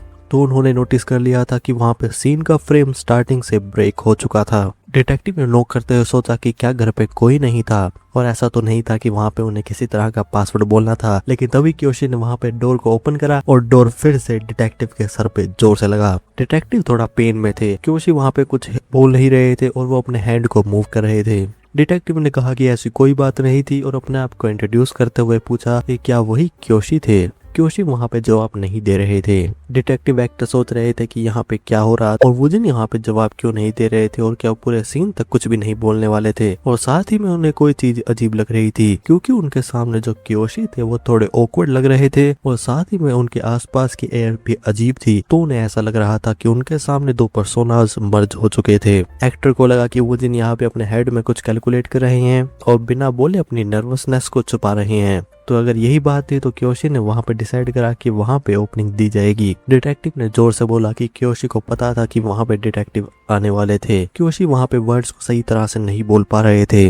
डिटेक्टिव ने क्योशी से पूछा कि वो क्या कह रहे थे और उनसे उनकी बात का मतलब पूछा और पूछा कि क्या वो उनसे रूड हो रहे थे। तभी क्योशी ने वहां पे साइन लैंग्वेज का इस्तेमाल करा और उसमें माफी मांगते हुए बताया कि वो डिटेक्टिव की बात को सुन नहीं सकते थे और डिटेक्टिव को साइन लैंग्वेज का भी मतलब नहीं पता था। डिटेक्टिव वहां पे सरप्राइज हो चुके थे। क्योशी साइन लैंग्वेज में बता रहे थे कि उन्होंने एक्सपेक्ट करा था कि डिटेक्टिव सरप्राइज होंगे क्योंकि उन्हें साइन लैंग्वेज नहीं आती थी। हाँ, और ये बात सही थी कि उन्हें पता था कि डिटेक्टिव आने वाले थे मगर इस समय वो ऐसा प्रिटेंड कर रहे हैं कि उन्हें नहीं पता था और ऐसा इसलिए हो रहा था कि उनका होमवर्क फिनिश हो चुका था। तो एक तरह से वो इस समय कन्फेस कर रहे हैं और कुछ भी नहीं हुआ है और सब कुछ पहले जैसा ही है। ये बात साइन लैंग्वेज में कहने के बाद क्योशी ने डिटेक्टिव के नोटपैड की तरफ पॉइंट आउट करा। डिटेक्टिव ने क्योशी को नोटपैड दे दिया था। क्योशी ने नोटपैड पे राइट करना शुरू करा और बताया कि वो राइटिंग से बात कर सकते थे और डिटेक्टिव सिर्फ बोलेंगे और क्योंकि वो उनके लिप से बात समझ सकते हैं मगर डिटेक्टिव वहां पे धीरे बोले। डिटेक्टिव सोच रहे थे कि क्या क्योशी हमेशा से नहीं बोल सकते हैं और क्या सिर्फ क्योशी यहाँ पे प्रिटेंड ही कर रहे हैं मगर उनकी साइन लैंग्वेज का इस्तेमाल एक्सपर्ट के लेवल का है। तो आखिर ये इंसान उनके सामने कौन है। डिटेक्टिव ने क्योशी से पूछा कि क्या उन्हें मिसाकी याद थी। क्योशी ने साइन लैंग्वेज में बताया कि उन्हें याद थी और वो क्लासमेट थे और डिटेक्टिव ने क्योशी के पास्ट में देखा ही होगा तभी वो उन्हें ढूंढते हुए आए थे। और इस बात का कारण कि वुजिन ने मिस्टीरियस मैन नेक्स्ट डोर का कैरेक्टर रोल के साथ सिंथेसाइज करा था वो ये था क्योंकि जो इन्फॉर्मेशन साइन लैंग्वेज से बाहर आ रही थी सब कुछ बदल रही थी जिसकी वजह से इन्वेस्टिगेशन दोबारा शुरू हो सकती थी और ये फ्लो वुजिन नहीं क्योशी चाहते थे। क्योशी यहाँ थोड़े हेजी लग रहे थे और इस समय वो धुंध की तरह लग रहे थे। दूसरी तरफ वहाँ पे डिटेक्टिव थे जो बिल्कुल क्योशी से अपोजिट थे और वहाँ पे डिटेक्टिव क्योशी के बारे में जितना पता लगाने की कोशिश करेंगे मगर वो वहाँ पे कुछ ज्यादा पता नहीं लगा पाएंगे। तो वहाँ पे लास्ट तक क्योशी ऐसे होंगे जिन्हें समझना मुश्किल है। डिटेक्टिव ने माफी मांगी और बताया कि वो वापस मिलेंगे। जाने से पहले क्योशी ने फिर से कुछ कहा। डिटेक्टिव को लगा कि क्या क्योशी वहाँ पे किसी तरह का फेयरवेल कह रहे थे। सेट पे लोग बात कर रहे थे कि उन्होंने एक्सपेक्ट नहीं करा था कि क्योशी वहाँ पे साइन लैंग्वेज का इस्तेमाल करेंगे और उन्हें आइडिया में नहीं था कि एंड में ट्विस्ट किस तरह का आएगा। तो ये चीज बहुत ज्यादा सरप्राइजिंग थी। डायरेक्टर क्योतारो भी देख रहे थे कि यहाँ पे out of the box interpretation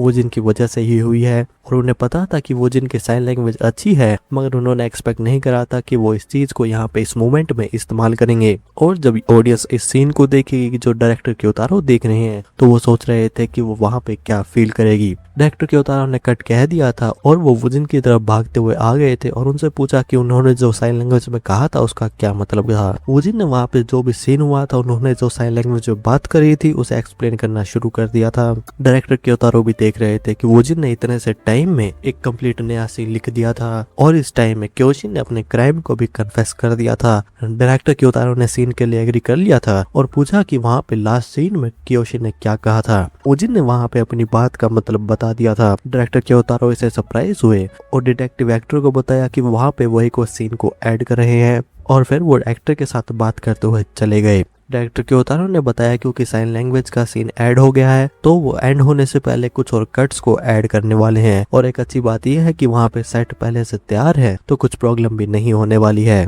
actor ने भी सरप्राइज होकर पूछा कि वहाँ पे साइन लैंग्वेज में वूजिन ने क्या कहा था जिसकी वजह से डायरेक्टर क्योतारो वहाँ पे सीन्स को ऐड कर रहे हैं। डायरेक्टर क्योतारो ने बताया कि अगर वो अभी बताएंगे तो सीन में इतना मजा नहीं आएगा और सेटिंग की बात करते हुए बताया कि यहाँ पे ये सिचुएशन डिटेक्टिव ओकियोशी की मीटिंग के 2 हफ्ते बाद होने वाली थी। सीन के अकॉर्डिंग कंट्री में अभी भी सीरियल किलर के केस की वजह से अप्रोर हो रहा था मगर वहाँ पे और भी केस हैंडल करने थे तो एंड में पुलिस ने इन्वेस्टिगेशन को सस्पेंड कर दिया था।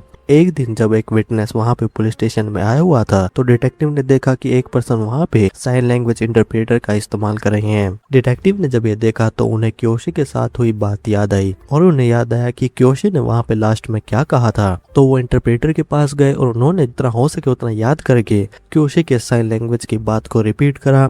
इंटरप्रेटर श्योर तो नहीं थी मगर उन्होंने बताया कि इसका मतलब ये था कि मैं अब से एक ऑर्डिनरी लाइफ जीने वाला हूँ। डिटेक्टिव भी देख रहे थे इसका मतलब ये था और भले ही एक आंसर था मगर ये साथ में बहुत ज्यादा वेक भी था और शायद इसका मतलब ये हो सकता है कि क्योशी एक ऑर्डिनरी लाइफ में जा रहे हैं या फिर शायद ये ज्यादा समय हो गया है तो वहाँ पे जहाँ से उन्होंने शुरू करा था वो वहाँ पे जा रहे हैं। और इस फाइनल मोमेंट में डिटेक्टिव ने भी देख लिया था कि क्योशी एक कंप्लीट स्ट्रेंजर बन चुके थे। बीएसएस की लास्ट शूटिंग का दिन आ गया था।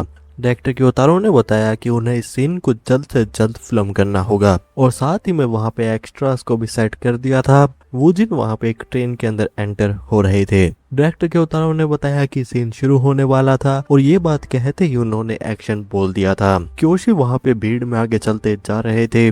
क्योशी के चलने का तरीका वहाँ पे बदल चुका था। डायरेक्टर क्योतारो देख सकते थे कि क्योशी फिलहाल सेम थे मगर देख के पता चल सकता था कि वहाँ पे एक्शन बदल चुके थे और वहाँ पे एक इमोशनल चेंज हुआ था और देख के ऐसा लग रहा था कि क्योशी वहाँ पे जो ऑडियंस उन्हें देख रही है और शायद जो स्ट्रेंजर उन्हें देख रहे हैं क्योशी उनसे कह रहे हैं कि वो एक ऑर्डिनरी लाइफ जी रहे हैं। डायरेक्टर क्योतारो ने वहाँ पे कट कह के ओके कह दिया था जिसके साथ यहाँ पे प्रोजेक्ट खत्म हो गया था। डायरेक्टर क्योतारो ने बताया कि उन्हें ये प्रोजेक्ट काफी समय तक याद रहने वाला था। मेंबर आके वूजिन से उनकी एक्टिंग दिखाने के लिए थैंक यू कह रहे थे और बताया कि वो यूजुअल की तरह बेस्ट ही थे। डायरेक्टर क्योतारो वूजिन के पास भागते हुए और बताया कि अभी तक ये चीज खत्म नहीं हुई थी मगर वूजिन ने वहाँ पे हार्ड वर्क किया था और वूजिन को थैंक यू कहा क्योंकि उन्हें वूजिन की एक्टिंग देखने में बहुत ज्यादा मजा भी आया था। वूजिन ने भी एक फॉर्मल रिप्लाई दे दिया था और वो भी सोच रहे थे कि देखते देखते एक और प्रोजेक्ट वहाँ पे खत्म हो गया था। वूजिन को ये चीज अच्छी लग रही थी मगर साथ ही में ये कॉम्प्लिकेटेड फीलिंग भी थी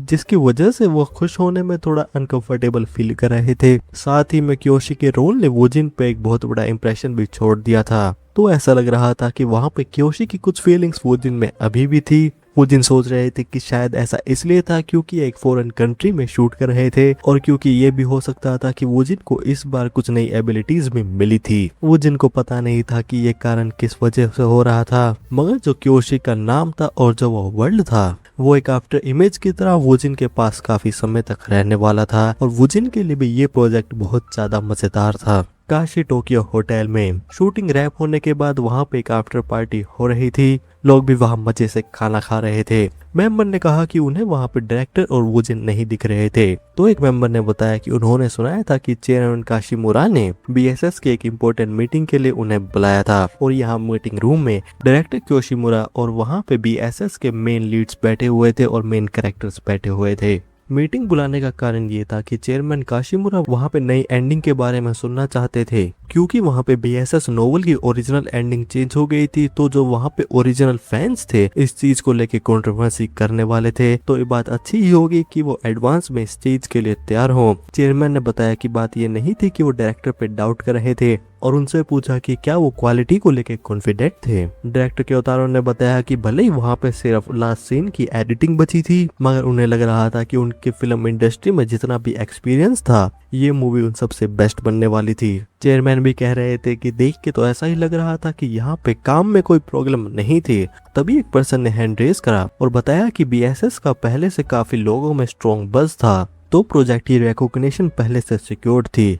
तो क्यों ना जब वहाँ पे वो मूवी की प्रमोशन करें तो क्यों ना वो थोड़ा हेल्प बैक करें। पर्सन ने बताया कि उन्हें वहां पे सिर्फ बेसिक प्रमोशन करनी चाहिए और लार्ज स्केल की प्रेस कॉन्फ्रेंस या फिर मार्केटिंग शेड्यूल को कम करना चाहिए। चेयरमैन समझ गए थे कि यहाँ पे इंटेंशन ये थी कि वो जितना हो सके बैकलैश को स्टार्टिंग से कम रख सकें। चेयरमैन ने वुजिन से उनके व्यूज के बारे में पूछा। वुजिन भी सोच रहे थे कि उनसे ये सवाल क्यों पूछा जा रहा था, क्योंकि ये सब चीजें तो हायर अप्स को आपस में मिलकर सॉल्व करनी चाहिए। मगर वुजिन को प्रमोशन को कम करना बहुत ज्यादा सस्ता काम लग रहा था और देख के ऐसा लग रहा था कि वो इस चीज से डर के भाग रहे थे, और अगर कुछ गलत होता भी है तो वुजिन वापस कोरिया भाग सकते थे। इसलिए वुजिन ने कहा कि उन्हें लग रहा था कि उन्हें यहाँ पे प्रमोशन का स्केल पहले से बढ़ा देना चाहिए। ये बात चेयरमैन ने एक्सपेक्ट नहीं करी थी। चेयरमैन ने पूछा कि वो स्केल को क्यों बढ़ाएं। वुजिन ने बताया कि अगर वो अब चीजों को स्लो डाउन करेंगे तो लोगों को ऐसा लगेगा कि वो सब फूल्स थे और वहां पे नेगेटिव रिएक्शंस भी और ज्यादा बढ़ सकते थे। चेयरमैन देख रहे थे कि वुजिन चाहते थे कि वो इस चीज को और ज्यादा एम्पलीफाई करें और यही इस चीज को करने का सही समय था। और वुजिन कहना चाहते थे कि प्रमोशन की एक्टिविटी जो पहले डिसाइड हुई थी उसे और ज्यादा पुश करना चाहिए और बढ़ा देना चाहिए।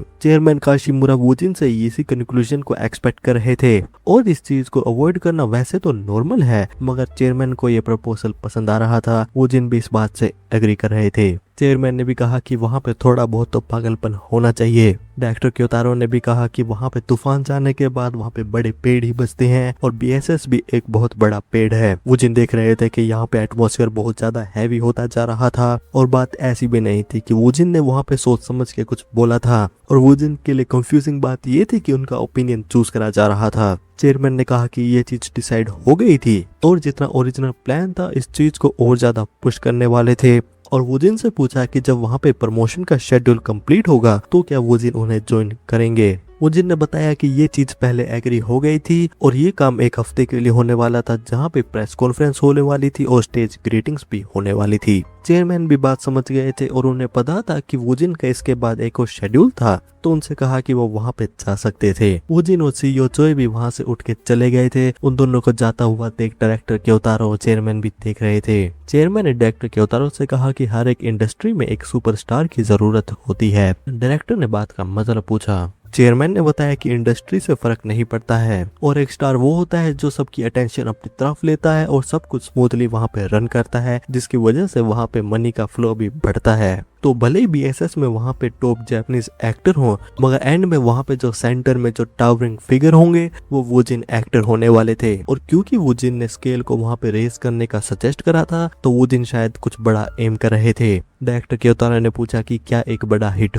चेयरमैन ने बताया कि एक्टर वुजिन ने पहले से एक वॉर को डिक्लेयर कर दिया था और भले ही ये बात कोरियन फिल्म फेस्टिवल्स में या फिर प्रेस कॉन्फ्रेंस में, वुजिन हमेशा से ही ऐसे हैं। और एक फैक्ट ये है कि वुजिन वहाँ पे स्केल को बढ़ा रहे हैं, तो मतलब साफ ही है कि वुजिन ने पहले से इस चीज के लिए किसी चीज की तैयारी कर ली है। चेयरमैन को लग रहा था कि शायद ये एक बिजनेसमैन का माइंडसेट हो सकता है, और अगर वुजिन एक एक्टर नहीं होते तो चेयरमैन वुजिन जैसे टैलेंटेड पर्सन को अपने साथ जरूर रखते और वो भी इस चीज की तरफ लुक फॉरवर्ड कर रहे थे। भले ही एक प्रेस कॉन्फ्रेंस हो या फिर और कुछ, मगर वो देखना चाहते थे कि वुजिन वहाँ पे किस तरह का एक्सप्लोजन करने वाले थे। चेयरमैन को भी पता था कि वुजिन वहाँ सिर्फ कोरिया और जापान में बंद नहीं रहने वाले थे, और उन्होंने पहले से सुना था कि वुजिन को हॉलीवुड से भी कॉल आने वाले थे, तो वुजिन वहां पे ग्लोबल मार्केट में भी ब्रेक करने वाले थे। चेयरमैन काशिमुरा सोच रहे थे कि क्या वो हॉलीवुड में भी अपना मार्केट एक्सपेंड कर ले, क्योंकि वुजिन भी वहां पे बहुत जल्दी एक्टिव होने वाले हैं और वुजिन के मोमेंटम से हॉलीवुड में एंटर करना कुछ समय की ही बात थी।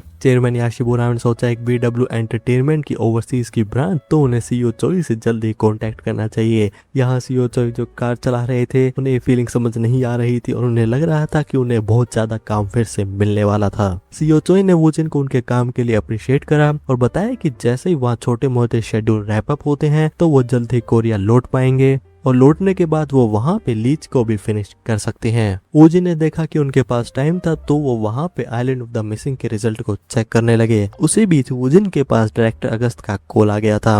वुजिन ने डायरेक्टर अगस्त को हेलो कहा। डायरेक्टर अगस्त ने बताया क्योंकि वो दोनों बिजी थे तो वो मेन पॉइंट पे आने वाले थे, और बताया कि केन्स फिल्म फेस्टिवल का दिन सेट हो गया था और वो था सितंबर 30, और ये चीज वहां से 10 दिन बाद होने वाली थी। वुजिन भी इस चीज से थोड़ा सरप्राइज हुए क्योंकि केन्स फिल्म फेस्टिवल की दुनिया के 3 मेजर इंटरनेशनल फिल्म फेस्टिवल्स में से एक है, जहां पे सिर्फ फिल्म इंडस्ट्री के टॉप लोग जाते हैं मगर भले ही अकेडमी अवार्ड से इसकी अपील थोड़ी कम हो गई हो, मगर एक एक्टर के लिए ये स्टेटस और स्केल बहुत बड़ा है और इसका इम्पैक्ट भी उतना ही इमेंसिव है। इसीलिए हॉलीवुड के टॉप एक्टर भी केन्स में कम्पीट करते हैं। कोरिया ने वहाँ पे काफी समय से अपना नाम बनाया है, मगर ये चीज मेनली सेंटर्ड डायरेक्टर्स पे है और वहाँ पे जो कोरियन एक्टर जीते हुए हैं उन्हें सिर्फ एक ही हाथ पे गिना जा सकता है।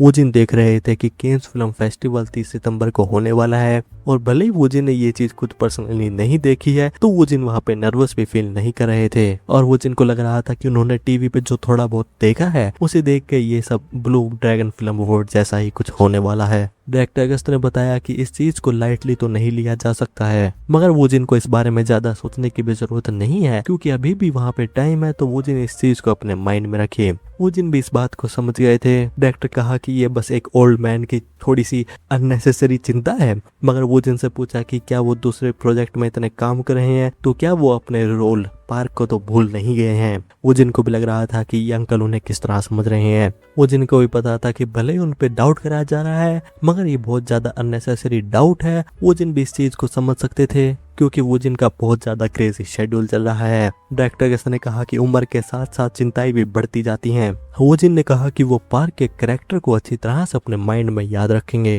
डायरेक्टर क्योतारो ने कहा कि जब वो जिन ने ये बात कही तो वो वहाँ पे बहुत ज्यादा रीअश्योर्ड हो चुके थे और इसी के साथ वहाँ पे कॉल खत्म हो गया था। वो जिन भी देख रहे थे कि वो पहली बार केन्स फिल्म फेस्टिवल के लिए फ्रांस जाने वाले थे, तो वो भी उस चीज के लिए थोड़ा एक्साइटेड थे, मगर उनके लिए मेन चीज ये चल रही थी कि वो इस साल में कितनी बार दूसरे देशों में जाने वाले थे। जैसे ही BSS की फिल्मिंग खत्म हुई तो उसके बारे में न्यूज आर्टिकल और सोशल मीडिया पे जापान में BSS को लेके बस क्रिएट हो रहा था। नॉर्मली तो मार्केटिंग टीम प्रमोशन को थोड़ा धीरे धीरे शुरू करती है, मगर पहले से ये बात डिसाइड हो गई थी कि सब कुछ ऑल इन होगा, तो वहाँ पे प्रोडक्शन कंपनी और डिस्ट्रीब्यूटर वहाँ पे शुरू से ही मूव करने लगे। एक दिन पहले डायरेक्टर क्योतारो ने पोस्ट प्रोडक्शन एडिट ऑफिशियली शुरू कर दी थी, जिस समय वोजिन के अलावा जो बाकी कास्ट मेंबर थे प्रमोशनल शेड्यूल्स पे जा रहे थे। दूसरी तरफ कोरिया में आइलैंड ऑफ द मिसिंग अभी तक हेडलाइन बना रही थी क्योंकि उसने कंप्लीट कर लिए थे 12 मिलियन व्यूअर्स, मगर उसके बाद धीरे धीरे वहाँ पे वीकली ऑडियंस कम हो रहे थे और मोमेंटम वहाँ पे कम होना शुरू हो गया था। और जब वहाँ पे ऐसा लग रहा था कि मोमेंटम वहाँ पे कम होता जा रहा था और जब कंपीटिंग फिल्म्स को ऐसा लग रहा था कि उनकी बारी आने वाली थी, मगर उसी समय वहाँ पे वो मोमेंट आ गया था कि वो जिन वापस कोरिया में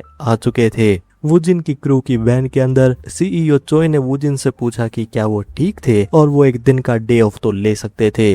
वुजिन ने बताया कि कोई प्रॉब्लम नहीं थी और वो ठीक थे। वुजिन सोच रहे थे कि वहाँ पे डिले करने का फायदा ही क्या था, तो वो जल्दी से जल्दी सब कुछ खत्म करना चाहते थे। CEO ने भी कहा कि ये सब वुजिन जैसा ही था। फिर वो वहाँ पे शेड्यूल बताने लगे। शेड्यूल बहुत ज्यादा बड़ा था, कुछ ज्यादा ही बड़ा था। यहाँ पे 2 पैराग्राफ है, मैं नहीं पढ़ने वाला, बहुत ज्यादा काम है वुजिन के पास। मैं सीधा सीधा कह रहा हूँ, रिएक्शन से देख सकते हैं कितना ही काम होगा। वुजिन सोच रहे थे कि क्या उन्होंने कुछ खराब कर दिया था और यहाँ पे शेड्यूल खत्म क्यों नहीं हो रहा था, और अगर ऐसा चलता रहा तो वो रात के 10 बजे तक काम करने वाले थे। CEO ने बताया कि उसके बाद अगले दिन सुबह वो एक कमर्शियल मीटिंग के लिए जाने वाले थे और नून में वापस फिर लीच की शूटिंग के लिए। वुजिन को बताया गया था कि लीच की शूटिंग 70% डन हो गई थी, तो वो बाद में लेटर हाफ में ज्वाइन करने वाले थे, जो कि बहुत ज्यादा इंटेंस होने वाला था। CEO ने कहा कि वहाँ पे शेड्यूल पैक तो है, मगर क्योंकि वो कुछ समय कोरिया में नहीं थे, तो वहाँ पे जो आइलैंड ऑफ द मिसिंग का प्रमोशनल वर्क रह गया था उसको मेकअप करना होगा। और वो दिन जब वापस कोरिया में आए थे, जो मोमेंटम डाउन हुआ था वो वापस फिर से राइज करने लगा था। साथ ही में CEO चोय ने यह भी बताया कि वहाँ पे सिर्फ 3 मिलियन व्यूअर्स और चाहिए थे। उसके बाद आइलैंड ऑफ द मिसिंग वहाँ पे नंबर 1 स्पॉट पे आने वाली थी, मगर ये सब चीजें आसान नहीं होने वाली थी।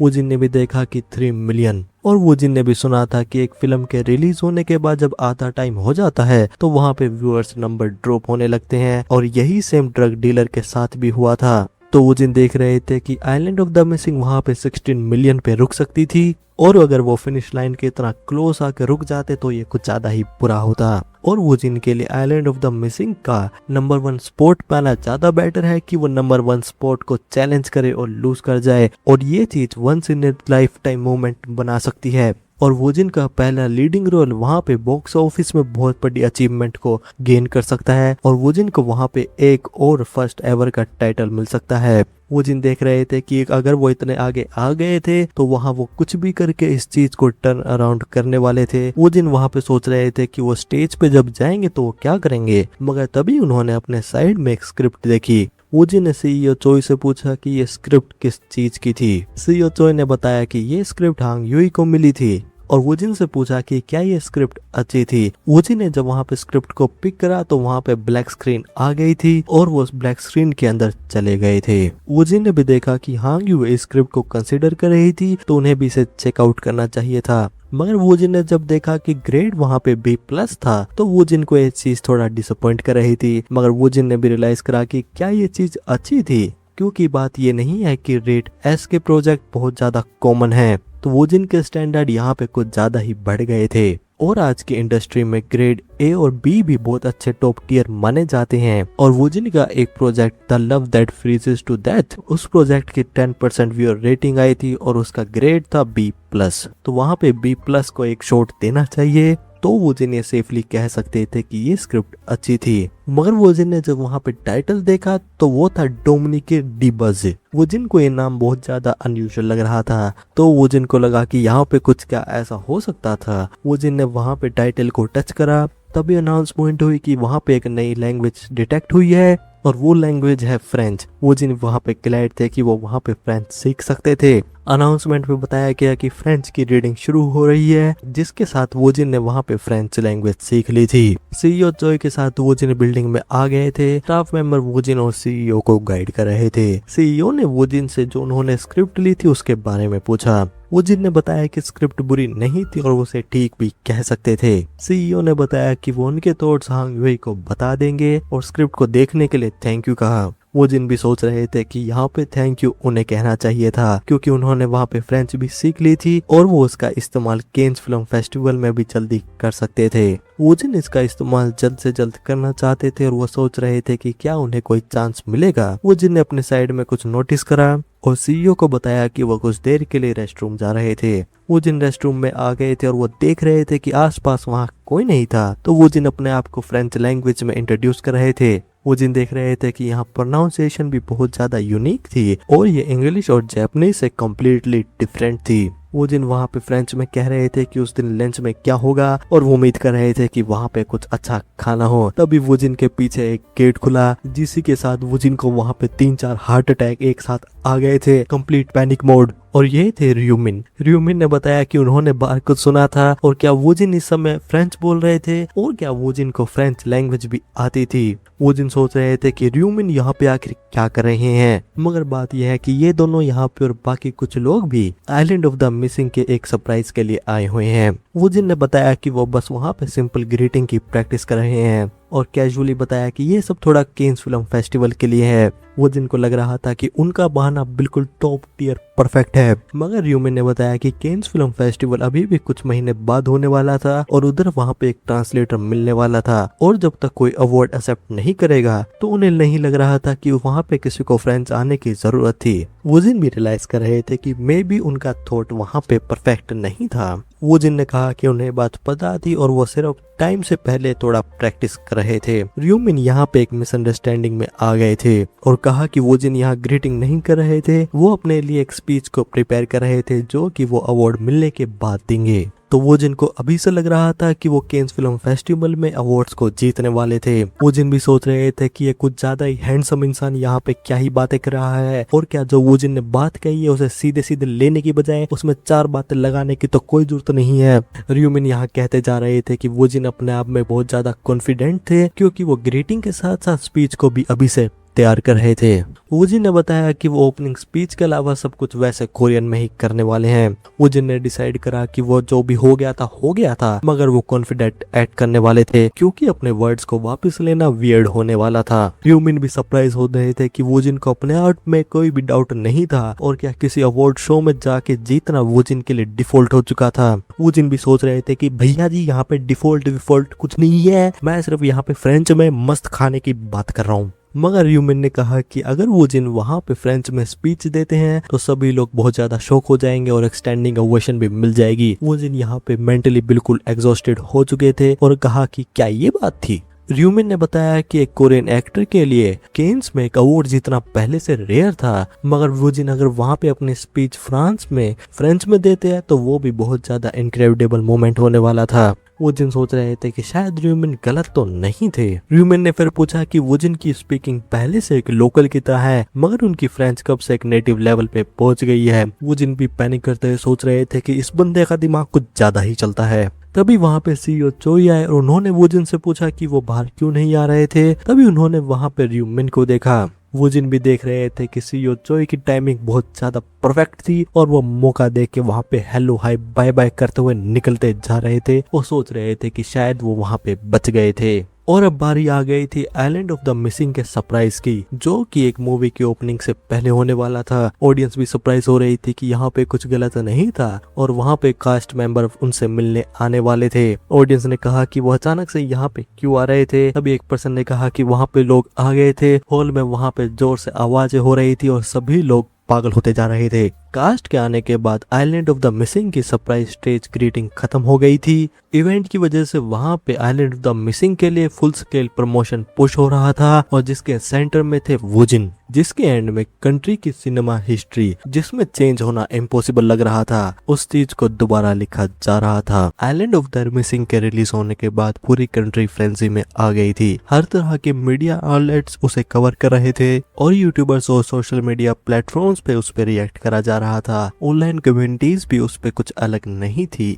और जो studio island of the missing के पीछे था वो भी वहाँ पे चीयर्स में था और जो एक्टर वहाँ नहीं थे उन्होंने भी रिएक्ट सेम करा था। और वूजिन और सीईओ चोई ने ये न्यूज लीच के सेट पे सुनी थी। सीईओ चोई बता रहे थे कि वूजिन को वो नंबर 1 पे आ गए थे और क्या वो बिलीव कर सकते थे क्योंकि उनके एक्टर का लेवल बढ़ चुका था। वूजिन ने कहा कि उन्हें और चीजें भी करनी थी। सीईओ चोई ने भी कहा कि बात सही थी क्योंकि ओवरऑल रिजल्ट अभी भी रिलीज नहीं हुआ था, मगर वूजिन ने इस बात पे कोई रिएक्ट नहीं करा। तो सीईओ चोई ने कहा कि वूजिन बिल्कुल ऐसे ही हैं क्योंकि 16 मिलियन व्यूअर्स हो चुके थे और वो नंबर 1 स्पॉट पे भी आ गए थे, मगर वो अभी भी काम थे। मगर वूजिन अपने माइंड में खुद से कह रहे थे कि क्या मैंने देखा, मैंने कहा था कि मैंने ये चीज कर दी थी। वूजिन वहाँ पे अपने माउथ को स्टिल रखने की कोशिश कर रहे थे, लेकिन बीच बीच में उनके थोड़े क्रीपी रिएक्शन भी आ रहे थे और वूजिन से ज्यादा एक्साइटेड पूरे वर्ल्ड में इस चीज के लिए और कोई भी नहीं था। तभी डायरेक्टर अगस्त आए और उन्होंने कहा कि उन्होंने न्यूज सुन ली थी। वूजिन ने भी डायरेक्टर को हेलो कहा।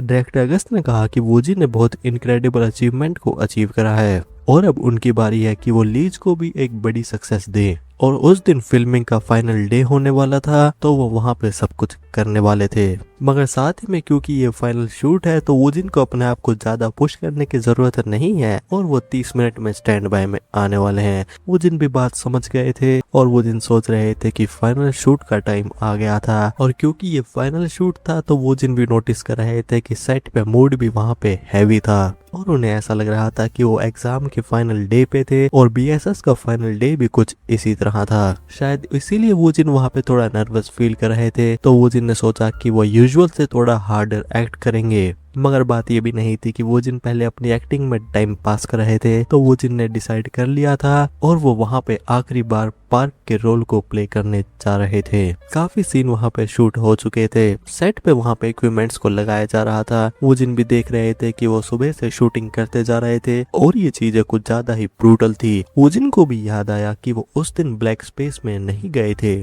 और वो सेट के फ्लो में इतना कोट अप हो गए थे कि उन्हें इस चीज का चांस भी नहीं मिला था।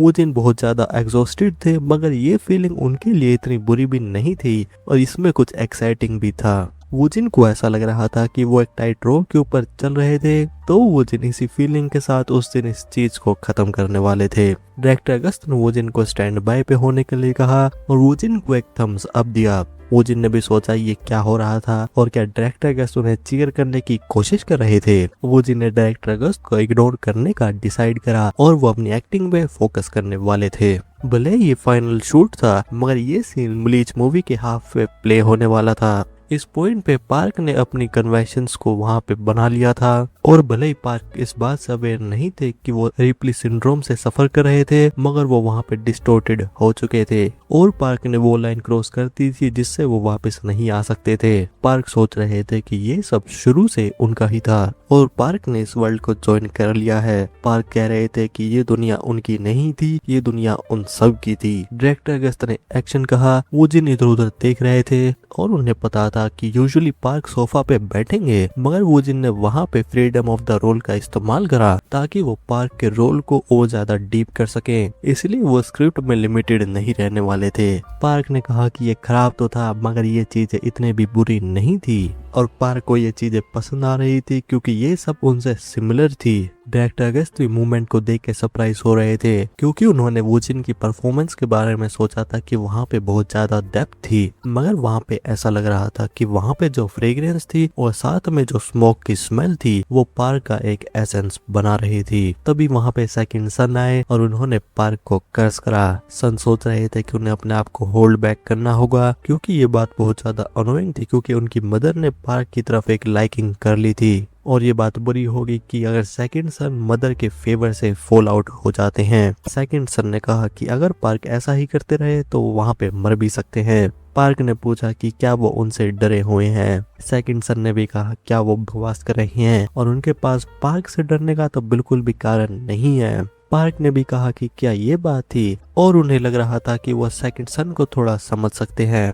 क्योंकि मदर सिर्फ वहाँ पे पार्क की बातें ही सुनती हैं। सेकंड सन ने मतलब पूछा। पार्क ने पूछा कि क्या ये बात नहीं थी क्योंकि देख के ऐसा लग रहा था कि मदर उनके अलावा कुछ भी नहीं सुन सकती है। ये बोलते हुए पार्क एक फैमिली फोटो को देख रहे थे। सेट पे वहाँ पे बिल्कुल साइलेंस हो चुकी थी क्योंकि ये पार्ट स्क्रिप्ट में नहीं था और वैसे तो डायरेक्टर अगस्त यहाँ पे कट बोल देते, मगर उन्हें लग रहा था कि वोजिन के सब करने के पीछे कोई इंटेंशन थी और वहाँ पे वोजिन क्या एक्सप्रेस करना चाहते हैं। पार्क वहाँ पे फैमिली फोटो के पास गए और फोटो को देख के स्माइल करा क्योंकि फैमिली फोटो के अंदर पार्क की रिफ्लेक्शन आ रही थी और पार्क ने कहा कि चीजें ऐसी ही होनी चाहिए थी। डायरेक्टर अगस्त ने भी देखा कि वोजिन ने वहाँ पे स्क्रिप्ट को अच्छी तरह से एनालाइज करा था और वहाँ पे कुछ एक्स्ट्रा सेंस ऑफ डायरेक्शन को भी प्लान करा था और जो ये फाइनल सीन दिखने में लग रहा था वहाँ पे वो एक्टिंग कम ऐसा लग रहा था कि पार्क वहाँ पे रियलिटी में आ चुके हैं और अपनी मर्जी से कुछ भी कर रहे हैं।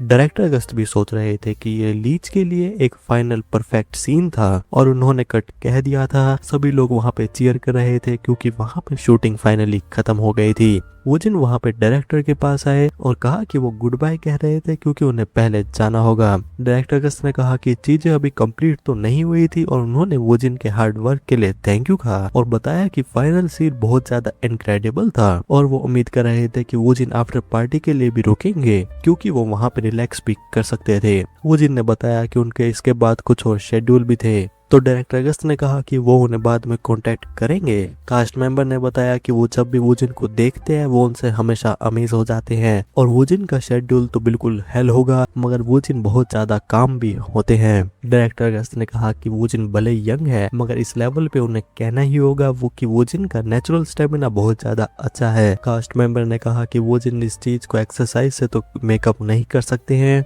और डायरेक्टर से पूछा कि पोस्ट प्रोडक्शन कैसा चल रहा है। डायरेक्टर ने बताया क्योंकि उन्होंने फिल्मिंग के टाइम पे कुछ रफ वर्क को कर दिया है तो वो शायद इस चीज को 30 सितंबर से पहले कर देंगे क्योंकि सितंबर का एंड केन्स के शेड्यूल के साथ लाइन हो रहा है तो वो भी प्लेन टिकट को प्रिपेयर कर लें। वोजिन और सीईओ चोई कार में बैठे हुए थे। वोजिन भी बहुत ज्यादा थक चुके थे। सीईओ चोई ने कहा कि वो वोजिन के यूट्यूब के लिए वीडियो शूट करके आराम कर सकते थे और वोजिन से कहा क्योंकि वो बिजी थे तो शायद उन्होंने ये बात नहीं सुनी होगी मगर ए नेसेसरी इवल के ऑडिशन लास्ट वीक हो चुके थे और कास्टिंग भी वहाँ पे ऑफिशियली मॉर्निंग को अनाउंस हो गई थी और अगर वोजिन क्यूरियस थे तो वोजिन वहाँ पे कास्ट को देख सकते थे। वोजिन भी इस चीज को लेकर लुक फॉरवर्ड कर रहे थे और वो सोच रहे थे कि क्या वहाँ पे कोई ऐसा एक्टर था जिन्हें वो जानते थे मगर वोजिन ने जब कास्ट मेंबर को देखा तो वो वहाँ पे सरप्राइज हो चुके थे। चैप्टर खत्म। Thanks for watching. Time for yapping. कैसे हो गाइस? अच्छे हो? अच्छी बात है, कमेंट करो। नहीं हो अच्छे कमेंट करो भाई, मैं अच्छा हूँ क्योंकि बोलोगे तो अच्छे हो जाओगे।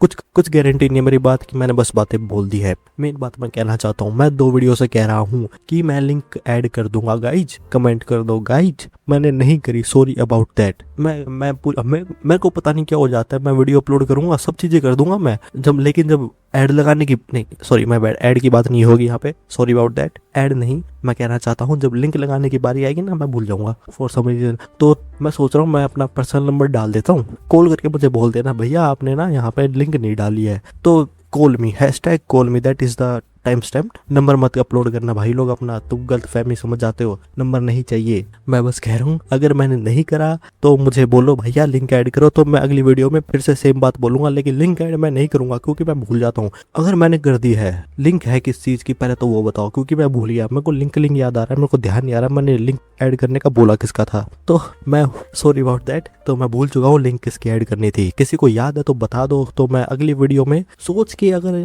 मौका लगा तो कर देंगे। ऐसी बात नहीं है मैं नहीं करना चाहता, लेकिन बात यह है मैं भूल जाता हूँ, मैं ये भी भूल गया हूँ कि लिंक ऐड करनी किसकी है। कुछ गलत कमेंट मत करना लिंक इसकी दे दो भैया, वो नहीं होगा। साथ ही में बिग चेंजेस नहीं है, यस बिग लेंथ ही चेंजेस अगर कहे तो, हाउ वाज द पन। लेंथ मैं इसलिए कह रहा हूँ क्योंकि वीडियो की लेंथ बढ़नी चुकी है। पहले मैं रोज की 2 वीडियो डाला था, 2 चैप्टर की, अब से एक ही की डलेगी, लेकिन एक ही सीजन की डलेगी, मगर बट डोंकी, मैंने डोंकी क्यों बोला माय बैड, मगर अब से हो गए 5 चैप्टर, क्योंकि डेली वीडियो मैं शायद ट्राई कर सकता हूँ नेक्स्ट वीक, मतलब इस हफ्ते, वट मैन, मेरे को एक सेकंड कैलेंडर खोल ले दो। यस, अगले हफ्ते 10 तारीख से क्या होने वाला है मैं बताता हूँ क्या होने वाला है, ऐसे सोचो मत, सोचने का काम मेरा है, तुम लोगों का काम है सुनने का। मैं करने वाला हूँ कंपाइलेशन अपलोड, कुछ तो 1-2 सीरीज के 30 चैप्टर हो गए हैं, जो सोकर वाली है। पहले तो बताओ सोकर वाली लग कैसे रही है, जो हमारे ली भाई है मस्त, हमारे फुटबॉल के अंदर जीनियस है, शो ऑफ कर रहे हैं, तुक्के से काम हो रहे हैं, तुक्का उन्हें लग रहा है हो रहा है, मगर वहाँ पे चीजें असलियत में हो रही है। स्टोरी यही है, तो वो सीरीज बताओ कैसे लग रही है। उसके अलावा कोई और मैं शुरू करूँ वो बताओ। मेनली जो मैं कहना चाहता हूँ, मैंने एब्सोल्यूट शॉर्ट साइंस को शुरू करा है, उसके 10 चैप्टर अपलोड हो गए हैं। तो हैशटैग टाइम स्टैम्प ये है, जो मेन वाला वीडियो का एक टाइम स्टैम्प रहता है हमारा, सारा ही मेन है, किसी को इग्नोर मत करना। इस वाले टाइम स्टैम्प के साथ एब्सोल्यूट शॉर्ट साइंस जो मैंने शुरू करी है, मानवा 10 चैप्टर हो गए हैं, वो बताओ कैसी लग रही है, बताओ कैसी लग रही है भैया। मैं इंतजार कर रहा हूँ, जब तक मुझे कोई नहीं बताएगा मैं कुछ नहीं बोल रहा। मैंने ना अभी लिटरली मजाक में नहीं कर रहा, मैं 10 मिनट के लिए माइक रख दिया था, मैं पानी पीने चला गया था, पानी पीने के बाद मुझे 4 काम बोल दिए गए थे, वो चीज़ मैंने काट दिया क्योंकि माइक मैं ऑन करके नहीं बैठा हुआ हूँ, तो इस चीज़ को मैं कट करूँगा बैठ के अब, क्योंकि कोई नहीं सुन रहा है मेरी साइलेंस। तो थैंक्स। लास्ट जो सबसे इम्पोर्टेंट चीज़ रहती है हमारी वीडियो के में, सबसे इम्पोर्टेंट ये है, चैप्टर वगैरह तो हमारा मन का बहम है, मेन चीज़ है ये वाली, बाय।